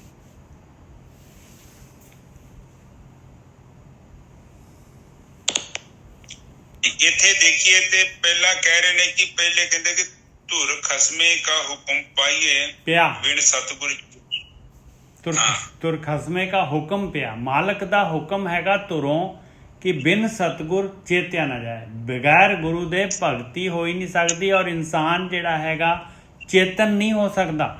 ਸੁੱਤਾ ਪਿਆ ਹੀ ਯਾਤਰਾ ਕਰੂਗਾ, ਹਨੇਰੇ ਦੇ ਵਿੱਚ ਹੀ ਰਹੂਗਾ, ਅਵਗੁਣਾਂ ਦੇ ਵਿੱਚ ਹੀ ਰਹੂਗਾ। ਹਾਂਜੀ ਵੀਰ ਜੀ। ਹਾਂ, ਉਹ ਕਹਿੰਦੇ ਆ ਕਿ ਬੰਦਾ ਜਿਹੜਾ ਗਿਆਨ ਐਸੀ ਸੰਗਤ ਤੋਂ ਬਿਨਾਂ ਨਿਰਵਿਚਾਰ ਨਹੀਂ ਹੋ ਸਕਦਾ। ਨਾ ਦੇਖੋ, ਨਿਰਵਿਚਾਰ ਹੋਣ ਦੇ ਲਈ ਤੇ ਕੋਈ ਵਿਧੀ ਹੁੰਦੀ ਹੈ ਨਾ, ਕੋਈ ਇੱਦਾਂ ਕਿੱਦਾਂ ਕੋਈ ਹੋ ਜਾਊਗਾ। ਉਹ ਤੇ ਵਿਚਾਰ ਮੰਡਲ ਤੋਂ ਅੱਗੇ ਤਾਂ ਕੋਈ ਲੰਘ ਹੀ ਨਹੀਂ ਸਕਦਾ। ਇਹਦਾ ਮਤਲਬ ਕਿ ਕੋਈ ਐਸੇ ਬੰਦੇ ਵੀ ਚਾਹੀਦੇ ਨਾਲ ਜਿਹੜੇ ਆਪਣੇ ਬੈਠੇ ਹੋਣ, ਆਪਣੇ ਜਿਹੜੇ ਇਸ ਉੱਥੋਂ ਲੰਘ ਚੁੱਕੇ ਹੋਣ, ਜਾਂ ਉਹਨਾਂ ਦਾ ਗਿਆਨ ਹੋਵੇ, ਜਾਂ ਉਹਨਾਂ ਦਾ ਗਿਆਨ, ਜਾਂ ਜਿੱਦਾਂ ਹੁਣ ਜਾਂ ਤੇ ਉਹ ਬੰਦੇ ਹੋਣ, ਨਹੀਂ ਬੰਦੇ ਹੈਗੇ ਤੇ ਕਮ ਸੇ ਕਮ ਉਹਨਾਂ ਦਾ ਗਿਆਨ ਹੋਣ, ਉਹਨਾਂ ਦਾ ਕੋਈ ਸ਼ਬਦ ਹੋਵੇ, ਕੋਈ ਲੈਂਡਮਾਰਕ ਹੋਏ, ਨਕਸ਼ੇ ਹੋਣ। ਜਿਨ੍ਹਾਂ ਨੇ ਨਕਸ਼ੇ ਬਣਾਏ ਆ ਉਹ ਬੰਦੇ ਭਾਵੇਂ ਅੱਜ ਧਰਤੀ ਤੇ ਨਹੀਂ ਵੀ ਹੈਗੇ ਆ, ਪਰ ਉਹਨਾਂ ਦੀ ਜਿਹੜੀ ਗਾਈਡਲਾਈਨ ਆ ਉਹ ਸਾਡੇ ਕੰਮ ਆਉਂਦੀ ਹੈ। ਬਿਲਕੁਲ ਕੰਮ ਆਉਂਦੀ ਹੈ ਗੁਰਕੀ ਸਾਹਿਬ, ਬਿਲਕੁਲ ਕੰਮ ਆਉਂਦੀ ਹੈ। ਆਪਾਂ ਉਹੀ ਤਾਂ ਲੈ ਰਹੇ ਹਾਂ। ਹਾਂ, ਉਹ ਗਾਈਡਲਾਈਨ ਜਿਹੜੀ ਉਹ ਫਿਰ ਆਪਣੇ ਕੰਮ ਆਉਂਦੀ ਹੈ, ਫਿਰ ਉੱਥੋਂ ਆਪਾਂ ਫਾਇਦਾ ਉਠਾ ਸਕਦੇ ਹਾਂ। ਫਿਰ ਅਗਲੇ ਬੰਨੇ ਕਹਿੰਦੇ ਸਤਿਗੁਰ ਮਿਲਿਆ ਅੰਤਰ ਰਵ ਰਿਹਾ, ਸਦਾ ਰਿਹਾ ਲਿਵ ਲਾਏ। ਬਸ ਮਿਲ ਗਏ ਬ੍ਰਹਮ ਗਿਆਨੀ ਤੇ ਪਰਮਾਤਮਾ ਅੰਦਰ ਰਵ ਜਾਏਗਾ ਭਾਈ, ਔਰ ਲਿਵ ਲੱਗ ਜਾਏਗੀ ਇਨਸਾਨ ਦੀ। ਵਿਚਾਰ ਬੰਦ ਹੋ ਜਾਣਗੇ, ਵਿਚਾਰ ਮੰਡਲ ਕ੍ਰਾਸ ਕਰ ਜਾਏਗਾ। ਹਾਂ, ਤੇ ਜਦੋਂ ਉਹਨੂੰ ਉਹ ਸੰਗਤ ਮਿਲ ਗਈ ਤੇ ਕੀ ਨਿਸ਼ਾਨੀ ਹੈ, ਫਿਰ ਉਹ ਕਹਿੰਦੇ ਕਿ ਭਈ ਉਹ ਜਾਂ ਨੂੰ ਗਿਆਨ ਮਿਲ ਗਿਆ। ਫਿਰ ਕਹਿੰਦੇ ਕਿ ਉਹਦੀ ਲਿਵ ਲੱਗ ਇੱਕ ਚਿੱਤ ਹੋ ਜਾਏਗਾ, ਉਹ ਨਿਰਵਿਚਾਰ ਹੋ ਜਾਏਗਾ, ਉਹ ਸਥਿਰ ਹੋ ਜਾਏਗਾ, ਜਿੱਥੋਂ ਅਗਲੀ ਯਾਤਰਾ ਸ਼ੁਰੂ ਹੋਣੀ ਹੈ। ਨਿਰਵਿਚਾਰ ਹੋ ਜਾਣਾ ਹਜੇ ਕੋਈ ਅਜੇ ਤੁਸੀਂ ਉਹਨੂੰ ਮਤਲਬ ਅਨੁਭਵ ਕਰ ਲਿਆ ਹੈ, ਅਜੇ ਸਹਿਜ ਸਮਾਧੀ ਨਹੀਂ ਮਿਲੀ। ਸਹਿਜ ਸਮਾਧੀ ਉਹ ਹੌਲੀ ਹੌਲੀ ਜਾ ਕੇ ਇੱਕ ਅਵਸਥਾ ਬਣੇਗੀ, ਤੁਸੀਂ ਸਹਿਜ ਚ ਆ ਜਾਓਗੇ, ਫਿਰ ਤੇ ਉਹ ਆਟੋਮੈਟਿਕਲੀ ਲਿਵ ਜਿਹੜੀ ਪੱਕੀ ਲੱਗ ਜਾਏਗੀ।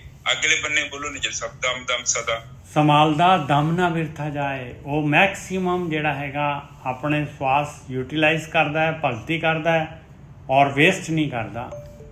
ਜਨਮ ਮਰਨ ਕਾ ਪਾਉ ਗਿਆ, ਜੀਵਨ ਪਦਵੀ ਪਾਏ। ਉਹ ਜਨਮ ਮਰਨ ਦਾ ਡਰ ਖਤਮ ਹੋ ਜਾਂਦਾ ਉਹਦਾ, ਔਰ ਜੀਵਨ ਦੀ ਜਿਹੜੀ ਹੈ ਉਚਾਈ ਜਿਹੜੀ ਹੈਗੀ ਆ ਉਹ ਮਾਲਕ ਦੇ ਦਰ 'ਤੇ ਪ੍ਰਵਾਨ ਹੋ ਜਾਂਦਾ ਹੈ। ਹਾਂਜੀ ਵੀਰ ਜੀ।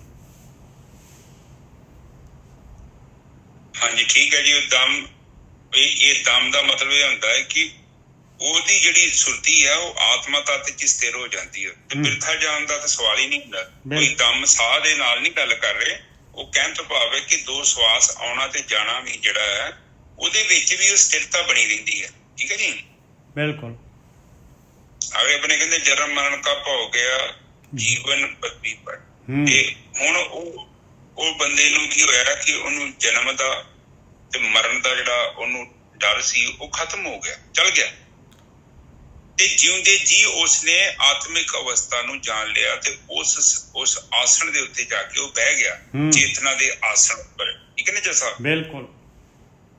ਨਾਨਕ ਪਦਵੀ ਦਾ ਮਤਲਬ ਹੁੰਦਾ ਹੈ ਰੁਤਬਾ ਮਿਲ ਗਿਆ ਉਹਨੂੰ। ਹਾਂ, ਸਟੇਜ ਪਹੁੰਚ ਗਏ, ਉਹ ਚੌਥੇ ਪਦ 'ਚ ਪਹੁੰਚ ਗਿਆ। ਸਹੀ ਹੈ, ਆਤਮਾ ਤੱਤ ਜਾ ਗਿਆ। ਹਾਂ, ਨਾਨਕ ਇਹ ਮਰਤਬਾ ਤਿਸ ਨੂੰ ਦੇ ਜਿਸ ਨੂੰ ਕਿਰਪਾ ਕਰੇ ਰਜਾਏ। ਦੇਖ ਲਓ, ਜਿਸ ਤੇ ਕਿਰਪਾ ਆ ਔਰ ਜਿਹੜਾ ਰਜ਼ਾ ਦੇ ਵਿੱਚ ਹੈ ਮਾਲਕ ਦੀ, ਉਹਨੂੰ ਇਹ ਮਰਤਬਾ ਮਿਲ ਜਾਂਦਾ। ਹਾਂਜੀ, ਕਿਰਪਾ ਦੇ ਵਿੱਚ ਚੱਲਣ ਦਾ ਭਾਵ ਹੈ ਕਿ ਜਿਹੜਾ ਬੰਦਾ ਉਹਦੇ ਹੁਕਮ 'ਚ ਚੱਲਣ ਦਿਆ, ਜਿਹੜਾ ਬੰਦਾ ਉਦਰਗਤੀ ਕਰ ਰਿਹਾ, ਜਿਹੜਾ ਬੰਦਾ ਇਹ ਸੋਚਦਾ ਹੈ ਕਿ ਮੈਂ ਇਸ ਜੀਵਨ ਨੂੰ ਸਫਲ ਕਰਨਾ ਹੈ, ਇਸ ਜੀਵਨ ਤੋਂ ਪੂਰਾ ਆਊਟਪੁੱਟ ਕਢਾਉਣਾ ਹੈ, ਉਹਦੇ ਤੇ ਕਿਰਪਾ ਨੇ ਸਭ ਆਪਣੇ ਆਪ ਹੀ ਹੋ ਜਾਣੀ ਹੈ। ਬਿਲਕੁਲ। ਜਿਹੜਾ ਤੁਰਿਆ ਨਹੀਂ ਉਹਦੇ ਤੇ ਕਿਰਪਾ ਕਿੱਥੇ ਹੋਵੇ। ਹਾਂਜੀ ਨਜਰ ਸਾਹਿਬ ਅੱਗੇ ਚਲੀ। ਪੌੜੀ ਆਪੇ ਦਾਨਾ ਬੀਨਿਆ ਆਪੇ ਪ੍ਰਧਾਨਾ। ਉਹ ਮਾਲਕ ਪਰਮਾਤਮਾ ਦਾਨਾ ਕਹਿੰਦੇ ਆ ਸਭ ਤੋਂ ਜ਼ਿਆਦਾ ਸਮਝਦਾਰ। ਬੀਨਾ ਕਹਿੰਦੇ ਆ ਹਰ ਚੀਜ਼ ਜਿਹੜੀ ਉਸ ਦੀ ਅੱਖਾਂ ਤੋਂ ਕੋਈ ਚੀਜ਼ ਉਜਲ ਨਹੀਂ ਹੋ ਸਕਦੀ। ਹਰ ਚੀਜ਼ ਉਹਨੂੰ ਉਹਦੇ ਸਾਹਮਣੇ ਹੈਗੀ, ਹਰ ਚੀਜ਼ ਉਹ ਦੇਖ ਰਿਹਾ ਹੈ। ਆਪੇ ਦਾਨਾ ਬੀਨਿਆ ਆਪੇ ਪ੍ਰਧਾਨਾ। ਸਭ ਤੋਂ ਪ੍ਰਧਾਨ ਮਾਲਕ ਪਰਮਾਤਮਾ ਹੈ, ਰਾਜਾ ਹੈ ਸਾਰਿਆਂ ਦੇ ਉੱਤੇ, ਉਹਦਾ ਕਾਨੂੰਨ ਚੱਲਦਾ ਹੈ। ਆਪੇ ਰੂਪ ਦਿਖਾਲਦਾ ਆਪੇ ਲਾਏ ਧਿਆਨਾ। ਮਾਲਕ ਪਰਮਾਤਮਾ ਨੇ ਪ੍ਰਗਟ ਹੋਣਾ ਹੈ ਤੇ ਆਪ ਪ੍ਰਗਟ ਹੋਣਾ ਹੈ, ਔਰ ਉਸਨੇ ਧਿਆਨ ਲਗਾਉਣਾ ਹੈ ਤੇ ਮਾਲਕ ਪਰਮਾਤਮਾ ਨੇ ਧਿਆਨ ਲਗਾਉਣਾ ਹੈ। ਆਪ ਹੀ ਮਾਲਕ ਪਰਮਾਤਮਾ ਜਿਹੜਾ ਹੈਗਾ ਇਹ ਸ੍ਰਿਸ਼ਟੀ ਜਿਹੜੀ ਬਣਾਈ ਹੈ ਮਾਲਕ ਪਰਮਾਤਮਾ ਨੇ ਆਪ ਹੀ ਬਣਾਈ ਹੋਈ ਹੈ, ਔਰ ਜਦ ਸ੍ਰਿਸ਼ਟੀ ਸਮੇਟ ਲੈਂਦਾ ਹੈ ਤੇ ਉਹ ਧਿਆਨ ਦੇ ਵਿੱਚ ਚਲੇ ਜਾਂਦਾ ਹੈ ਮਾਲਕ ਪਰਮਾਤਮਾ। ਆਪੇ ਮੌਨੀ ਵਰਤਦਾ ਆਪੇ ਕਥੇ ਗਿਆਨਾ। ਆਪ ਹੀ ਮਾਲਕ ਪਰਮਾਤਮਾ ਜਿਹੜਾ ਹੈਗਾ ਉਹ ਮੌਨ ਵੀ ਰਹਿੰਦਾ ਹੈ, ਜਿਹੜਾ ਹੈਗਾ ਨਿਰਵਿਚਾਰ ਮੌਨ, ਤੇ ਆਪ ਹੀ ਜਿਹੜਾ ਹੈਗਾ ਬ੍ਰਹਮ ਗਿਆਨੀਆਂ ਦੇ ਥਰੂ ਉਹ ਗਿਆਨ ਦਿੰਦਾ ਹੈ ਸ੍ਰਿਸ਼ਟੀ ਦੇ ਵਿੱਚ। ਬ੍ਰਹਮ ਗਿਆਨੀ ਜੋ ਬੋਲਦੇ ਆ ਉਹ ਮਾਲਕ ਹੀ ਬੋਲਦਾ ਹੈ ਭਾਈ, ਮਾਲਕ ਦੇ ਬੋਲ ਆ, ਮਾਲਕ ਦਾ ਮੂੰਹ ਹੈ ਬ੍ਰਹਮ ਗਿਆਨੀ। ਕੌੜਾ ਕਿਸੇ ਨਾ ਲੱਗ ਗਈ ਸਭਨਾ ਹੀ ਭਾਣਾ। ਔਰ ਮਾਲਕ ਪਰਮਾਤਮਾ ਜਿਹੜਾ ਹੈਗਾ ਉਹ ਕਿਸੇ ਨੂੰ ਕੌੜਾ ਨਹੀਂ ਲੱਗਦਾ ਭਾਈ, ਸਾਰੇ ਉਹਨੂੰ ਮਾਲਕ ਨੂੰ ਸਾਰਿਆਂ ਨੂੰ ਭਾਉਂਦਾ ਹੈ ਭਾਈ ਮਾਲਕ ਪਰਮਾਤਮਾ। ਉਸਤਤ ਵਰਨ ਨਾ ਸਕੀਏ ਸਦ ਸਦ ਕੁਰਬਾਨਾ। ਉਸ ਮਾਲਕ ਪਰਮਾਤਮਾ ਇੰਨਾ ਵੱਡਾ ਹੈ ਕਿ ਉਹਦੀ ਉਸਤਤੀ ਜਿਹੜੀ ਹੈਗੀ ਉਹ ਆਪਾਂ ਵਰਣਨ ਕਰਕੇ ਨਹੀਂ ਕਰ ਸਕਦੇ ਬਿਆਨ। ਉਹ ਹਮੇਸ਼ਾ ਜਿਹੜੇ ਹੈਗੇ ਕਹਿੰਦੇ ਮੈਂ ਤਾਂ ਉਸ ਤੋਂ ਮਾਲਕ ਪਰਮਾਤਮਾ ਤੋਂ ਕੁਰਬਾਨ ਜਾਣਾ ਹੈ। ਹਾਂਜੀ ਵੀਰ ਜੀ।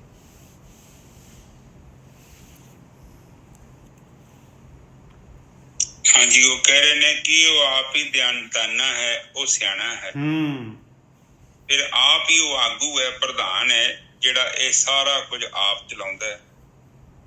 ਫਿਰ ਆਪਣੇ ਆਪ ਦਾ ਰੂਪ ਵੀ ਉਹ ਉਹਦੀ ਨਜ਼ਰ ਸਾਹਿਬ ਦਿਖਾਉਂਦਾ ਹੈ। ਬਿਲਕੁਲ। ਤੇ ਆਪੇ ਲਾਏ ਧਿਆਨ, ਆਪ ਹੀ ਉਹ ਤੁਹਾਨੂੰ ਧਿਆਨ ਦੇ ਮਾਰਗ ਤੇ ਲੈ ਜਾਂਦਾ ਹੈ। ਜਦੋਂ ਤੁਹਾਡੇ ਕਰਮ ਚੰਗੇ ਲੱਗਦੇ ਆ ਤੇ ਨਿਸ਼ਚਿਤ ਸਾਹਿਬ ਮਾਰਗ ਫਿਰ ਆਪਣੇ ਆਪ ਹੀ ਤੁਹਾਡੀ ਆਤਮਾ ਜਿਹੜੀ ਹੈ ਤੁਹਾਨੂੰ ਦਿਖਾ ਦਿੰਦੀ ਹੈ ਵੀ ਆ ਜਾ, ਤੇਰਾ ਹੁਣ ਜਿਹੜਾ ਹੈ ਇਹ ਸੰਸਾਰ ਤੋਂ ਜਾਣ ਦਾ ਟਾਈਮ ਆ ਗਿਆ, ਤੂੰ ਵਾਪਸ ਹੁਣ ਜਾ ਸਕਦਾ ਹੈ, ਕਿਉਂਕਿ ਤੂੰ ਹੁਣ ਕੁਛ ਨਾ ਕੁਛ ਤੇ ਕੀਤਾ ਏਦਾਂ ਦਾ ਕਿ ਜਿਹਦੇ ਕਰਕੇ ਨਿਸ਼ਚਿਤ ਸਾਹਿਬ ਰਸਤਾ ਤੇਰਾ ਆਸਾਨ ਹੋ। ਕਿਉਂਕਿ ਕੁਝ ਨਾ ਕੁਝ ਪਾਤਰਤਾ ਤੇ ਹੋਊਗੀ ਨਾ, ਬੰਦਾ ਭਾਵੇਂ ਚਾਹੇ ਮਾਇਆ ਦੇ ਰੂਪ 'ਚ ਬੈਠਾ ਹੈ, ਪਰ ਜੇਕਰ ਬੰਦਾ ਥੋੜਾ ਬਹੁਤਾ ਹੱਥ ਪੱਲਾ ਮਾਰ ਲੈ ਤੇ ਉਸ ਤੋਂ ਬਾਅਦ ਹੀ ਤੇ ਪ੍ਰਕਿਰਤੀ ਕੁਝ ਉਹਦੀ ਮਦਦ ਕਰ ਸਕਦੀ ਹੈ। ਬਿਲਕੁਲ ਕਰ ਸਕਦੀ ਹੈ। ਕੋਈ ਇਨਸਾਨ ਜਿਹੜਾ ਹੈਗਾ ਤੁਰੇ ਤਾਂ ਸਹੀ ਨਾ ਉਸ ਰਸਤੇ ਤੇ, ਉਸ ਰਸਤੇ ਵੱਲ ਨੂੰ ਮੂੰਹ ਤਾਂ ਕਰੇ ਨਾ। ਹਾਂ, ਤੇ ਜਿਹੜਾ ਲੰਮੀਆਂ ਤਾਣ ਕੇ ਬੈਠਾ ਤੇ ਉਹਦੀ ਕਿੱਥੋਂ ਮਦਦ ਕਰੋਗੇ? ਭਾਵੇਂ ਤੂੰ ਰੱਸੀ ਸੁੱਟ ਦੋ, ਭਾਵੇਂ ਤੂੰ ਪੌੜੀ ਲਮਕਾ ਦੋ, ਭਾਵੇਂ ਕ੍ਰੇਨ ਭੇਜ ਦੋ, ਜਿਹਨੇ ਹੱਥ ਨਹੀਂ ਲਾਉਣਾ ਉਹਨੂੰ ਤੁਸੀਂ ਕਿੱਥੋਂ ਖੂਹ ਕੇ ਬਾਹਰ ਕੱਢੋਗੇ? ਨਾ, ਉਹ ਕਹਿੰਦਾ ਮੈਂ ਤਾਂ ਇੱਥੇ ਵਧੀਆ ਆ, ਮੈਂ ਤਾਂ ਨਿਕਲਣਾ ਹੀ ਨਹੀਂ ਚਾਹੁੰਦਾ। ਹਾਂ, ਤੇ ਹੁਣ ਜਿਹੜਾ ਆਪਣੀ ਉਹ ਜਿਹੜਾ ਸੈਟੀਫਾਈਡ ਹੈਗਾ ਮਸਤੀ 'ਚ ਬੈਠਾ ਤੇ ਉਹਦੀ ਤੇ ਬਹੁਤ ਮੁਸ਼ਕਿਲ ਹੈ, ਉਹਨੂੰ ਤੇ ਕੁਛ ਵੀ ਨਹੀਂ ਕਰ ਸਕਦੇ। ਇਸ ਕਰਕੇ ਜੇਕਰ ਸਾਡੇ ਤੇ ਮਿਹਰ ਹੋ ਰਹੀ ਹੈ ਕਿ ਉਹਦੇ ਕਰਕੇ ਹੋ ਰਹੀ ਹੈ, ਪਰਮਾਤਮਾ ਨੂੰ ਸਾਡੇ ਵਿੱਚ ਕੋਈ ਨਾ ਕੋਈ ਚੀਜ਼ ਚੰਗੀ ਲੱਗੀ ਹੈ, ਤਾਂ ਹੀ ਸਾਨੂੰ ਉਹ ਇਸ ਮਾਰਗ ਤੇ ਤੋਰਦਾ ਹੈ ਉਹਦਾ ਅਦਰਵਾਈਜ਼ ਜੇਕਰ ਸੋਚੀਏ ਨਾ ਕਿ ਬਿਨਾਂ ਪਾਤਰਤਾ ਤੋਂ, ਹੁਣ ਦੇਖੋ ਜੇ ਤੁਸੀਂ ਐਡਮਿਸ਼ਨ ਹੀ ਨਹੀਂ ਲਈ ਤੁਹਾਨੂੰ ਸਕੂਲ 'ਚ ਕਿਹਨੇ ਵੰਡ ਦੇਣਾ? ਆਪਾਂ ਕਲਾਸ 'ਚ ਬੈਠੇ ਹਾਂ ਨਿੱਜਰ ਸਾਹਿਬ, ਇਹਦਾ ਮਤਲਬ ਕੋਈ ਨਾ ਕੁਝ ਸਾਡੇ 'ਚ ਯੋਗਤਾ ਹੈਗੀ ਹੈ। ਅਗਲੇ ਪੁੱਛਦੇ ਆ ਕਿ ਬਈ ਤੂੰ ਸਾਡੇ ਸਕੂਲ 'ਚ ਐਡਮਿਸ਼ਨ ਲੈਣੀ ਹੈ ਤੇ ਪਹਿਲਾਂ ਦੱਸ ਕਿ ਤੇਰੇ ਪੱਲੇ ਕੀ ਆ। ਮਾੜਾ ਮੋਟੇ ਸਵਾਲ ਕਰਦੇ ਨੇ ਅਗਲੇ ਨਿੱਜਰ ਸਾਹਿਬ, ਚੈੱਕ ਕਰਦੇ ਆ। ਬਿਲਕੁਲ ਇਸੇ ਤਰ੍ਹਾਂ ਪ੍ਰਕਿਰਤੀ ਵੀ ਜੇਕਰ ਸਾਨੂੰ ਆਤਮਾ ਗਿਆਨ ਦੇ ਮਾਰਗ ਤੇ ਲੈ ਕੇ ਜਾਣਾ ਚਾਹੁੰਦੀ ਹੈ ਤੇ ਉਹਦੇ ਵਿੱਚ ਵੀ ਸਾਡੀ ਕੋਈ ਨਾ ਕੋਈ ਯੋਗਤਾ ਹੈਗੀ ਹੈ। ਠੀਕ ਹੈ ਨਿੱਜਰ ਸਾਹਿਬ? ਇਹੋ ਹੀ ਗੱਲ ਜਿਹੜੀ ਹੈ ਮੇਨ ਹੈ। ਹੁਣ ਅਗਲੇ ਬੰਨੇ ਦੇਖੋ, ਅਗਲੀ ਤੁਕ ਬੋਲੋ ਨਿੱਜਰ ਸਾਹਿਬ। ਕੌੜਾ ਕਿਸੇ ਨਾਲ ਗਈ ਸਭਨਾ ਹੀ ਭਾਨਾ। ਕਹਿੰਦੇ ਕੌੜਾ ਕਿਸੇ ਨੂੰ ਕੌੜਾ ਨਹੀਂ ਲੱਗਦਾ। ਮਾਲਕ ਪਰਮਾਤਮਾ ਨੂੰ ਜਿਹੜੇ ਹੈਗੇ ਸਾਰੇ ਹੀ ਜਿਹੜੇ ਹੈਗੇ ਮਾਇਆ ਧਾਰੀ, ਮਾਇਆ ਨੂੰ ਡਿਮਾਂਡ ਕਰਨ ਵਾਲੇ, ਉਹ ਵੀ ਰੱਬ ਦੇ ਅੱਗੇ ਅਰਦਾਸ ਕਰਦੇ ਆ, ਮਾਲਕਾ ਮੈਨੂੰ ਆਹ ਮਾਇਆ ਦੇ ਦੇ, ਮੈਨੂੰ ਆਹ ਘਰ ਦੇ ਦੇ, ਮੈਨੂੰ ਆਹ ਦੇ ਦੇ, ਮੈਨੂੰ ਉਹ ਦੇ ਦੇ। ਤੇ ਜਿਹੜੇ ਦੂਸਰੇ ਭਗਤੀ ਕਰਨ ਵਾਲੇ ਹੈਗੇ ਉਹ ਵੀ ਜਿਹੜੇ ਹੈਗੇ ਮਾਲਕ ਪਰਮਾਤਮਾ ਨੂੰ ਹੀ ਜਿਹੜੇ ਹੈਗੇ ਉਹ ਵੀ ਉਸੇ ਮਾਲਕ ਪਰਮਾਤਮਾ ਤੋਂ ਮੰਗ ਕਰਦੇ ਭਾਈ।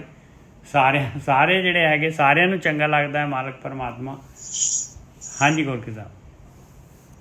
ਹਾਂਜੀ, ਤੇ ਹੁਣ ਇਹ ਦੇਖੋ ਆਪੇ ਮੋਨੀ ਵਰਤਦਾ। ਹੁਣ ਅਗਲੇ ਬੰਨੇ ਮੋਨੀ ਹੈ। ਮੋਨੀ ਦਾ ਮਤਲਬ ਹੈ ਕਿ ਪਰਮਾਤਮਾ ਵੈਸੇ ਵੀ ਚੁੱਪ ਆ। ਹਾਂ, ਪਰਮਾਤਮਾ ਚੁੱਪ ਹੀ ਰਹਿੰਦਾ ਹੈ। ਉਹ ਬੋਲੂਗਾ ਤੇ ਬ੍ਰਹਮ ਗਿਆਨੀਆਂ ਦੇ ਥਰੂ ਬੋਲੂਗਾ।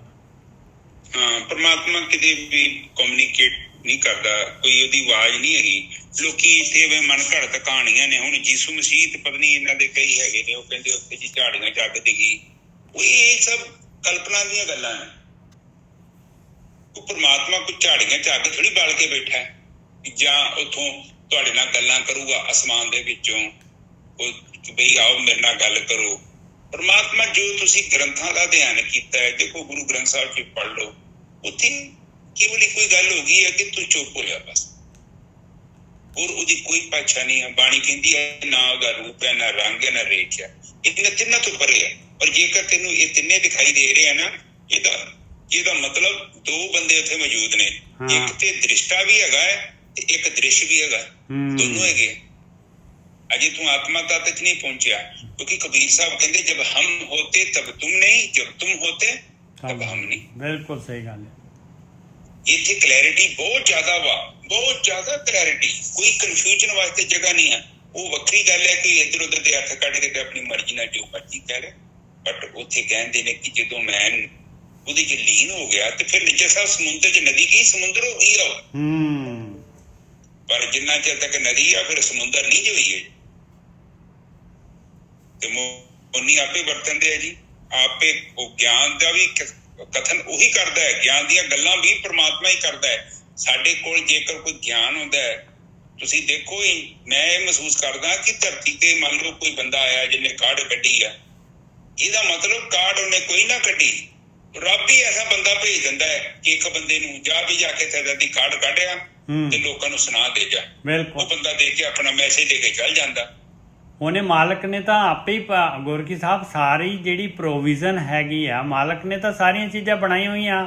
ਬਸ ਇਹ ਬੰਦੇ ਜਿਹੜੇ ਹੈਗੇ ਉਹ ਜਿਹੜੀ ਹੈਗੀ ਉਹਦੀ ਖੋਜ ਕਰ ਲੈਂਦੇ ਆ। ਬਸ ਉਹ ਹੈ ਤਾਂ ਬਣਾਉਣ ਵਾਲਾ, ਕਰਤਾ ਤਾਂ ਮਾਲਕ ਹੀ ਹੈ ਨਾ। ਹਾਂ, ਕਿੰਨੀ ਕਿਸਮ ਦਾ ਜਿਹੜਾ ਮੈਟਲ ਬਣਾਇਆ ਅਸਕਰ ਬਣਾਇਆ ਤੇ ਹੈਗਾ ਨਾ, ਆਪਣੇ ਆਪ ਕਿੱਥੋਂ ਆਏ ਨੇ। ਬਿਲਕੁਲ। ਫਿਰ ਲੋਕੀ ਤਰਲੇ ਕਿਉਂ ਨਹੀਂ ਮਾਰਦੇ ਕਿ ਜਾ ਕੇ ਬਈ ਇੱਥੇ ਜਿੱਥੇ ਕੋਲਾ ਨਹੀਂ ਹੈਗਾ ਉੱਥੇ ਵੀ ਪੈਦਾ ਕਰ ਦੋ। ਕੋਲਾ ਹੈ ਹੀ ਨਹੀਂ ਉੱਥੇ, ਪੈਦਾ ਕਿੱਥੋਂ ਕਰ ਦੋਗੇ। ਹੁਣ ਜਿਹੜੀ ਚੀਜ਼ ਹੈਗੀ ਆ ਉਹ ਕੇਵਲ ਆਪਾਂ ਉਹਦਾ ਇਸਤੇਮਾਲ ਕਰ ਸਕਦੇ।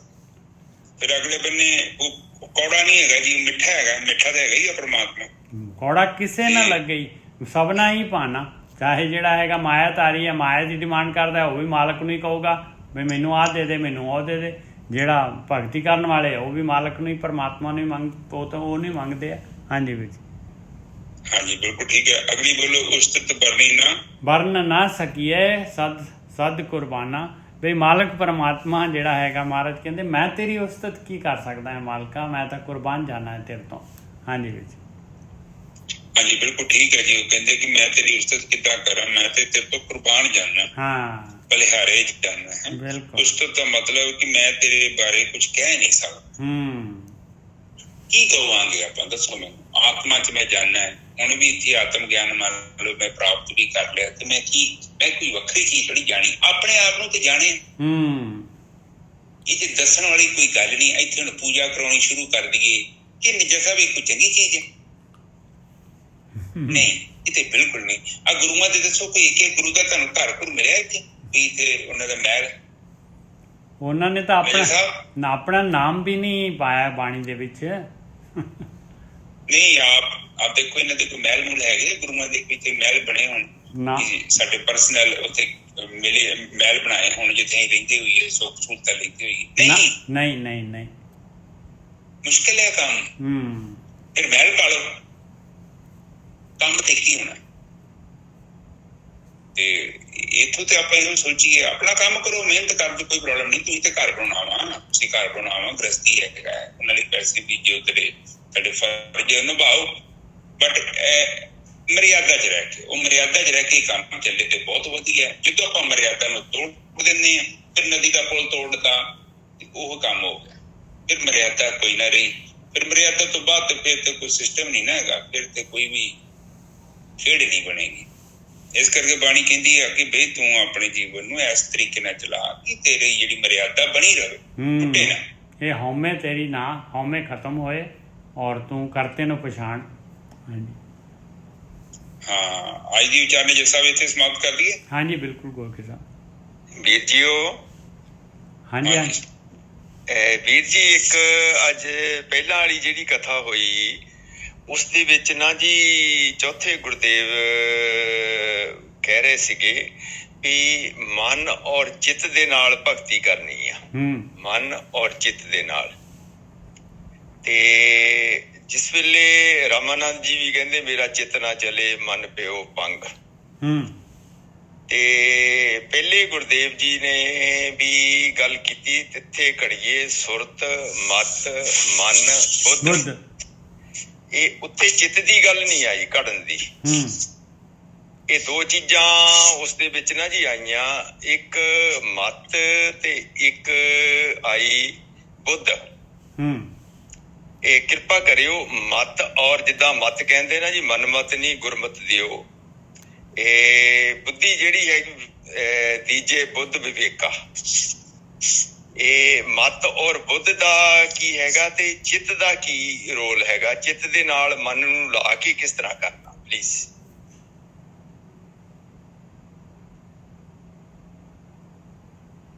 ਹਾਂਜੀ ਨਿਜੇ ਸਾਹਿਬ, ਆਪ ਬੋਲਦੇ 2 ਮਿੰਟ। ਹਾਂਜੀ ਗੋਰਖੀ ਸਾਹਿਬ, ਇਹ ਜਿਹੜਾ ਹੈਗਾ ਪਹਿਲੀ ਚੀਜ਼ ਤਾਂ ਜਿਹੜੀ ਹੈ ਮਤ ਔਰ ਬੁੱਧ ਜਿਹੜੀ ਹੈਗੀ ਆ। ਮਤ ਜਿਹੜੀ ਹੈਗੀ ਆਪਣੀ ਜੋ ਆਪਾਂ ਨੇ ਗਿਆਨ ਲਿਆ ਆ, ਜੋ ਵੀ ਗਿਆਨ ਲਿਆ ਹੈ, ਜੋ ਵੀ ਆਪਾਂ ਨੇ ਸਟੋਰ ਕੀਤਾ ਹੋਇਆ ਆ, ਆਪਾਂ ਨੇ ਡਾਟਾ ਉੱਥੋਂ ਹੀ ਚੱਕਣਾ ਆ। ਉਹ ਹੈਗੀ ਆਪਣੀ ਮਤ, ਉਹਨੂੰ ਕਹਿੰਦੇ ਆ ਮਤ। ਔਰ ਬਾਕੀ ਬੁੱਧ ਜਿਹੜੀ ਹੈਗੀ ਆ ਉਹ ਹੈਗੀ ਤੁਹਾਡੀ ਵਿਚਾਰ ਸ਼ਕਤੀ।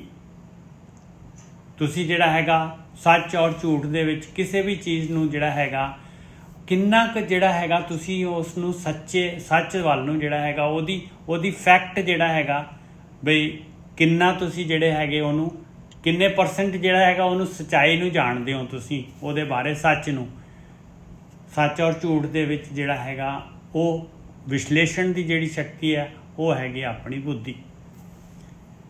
ਔਰ ਜਿਹੜੀ ਹੈਗੀ ਆ ਸੁਰਤ, ਔਰ ਜਿਹੜੀ ਹੁਣ ਤੁਸੀਂ ਉਹ ਕਹਿੰਦੇ ਸੀਗੇ ਕਿ ਜਿਹੜੀ ਚਿੱਤ ਹੈਗਾ, ਚਿੱਤ ਜਿਹੜਾ ਹੈਗਾ ਜਿੱਥੇ ਜਿਹੜੇ ਹੈਗੇ ਆਪਣੇ ਜਿਹੜੇ ਵਿਚਾਰ ਆਉਂਦੇ ਆ, ਡਿਸਪਲੇ ਹੁੰਦੇ ਆ, ਮਨ ਉਹਨਾਂ ਨੂੰ ਦੇਖਦਾ ਆ, ਉਹਨੂੰ ਕਹਿੰਦੇ ਆ ਚਿੱਤ।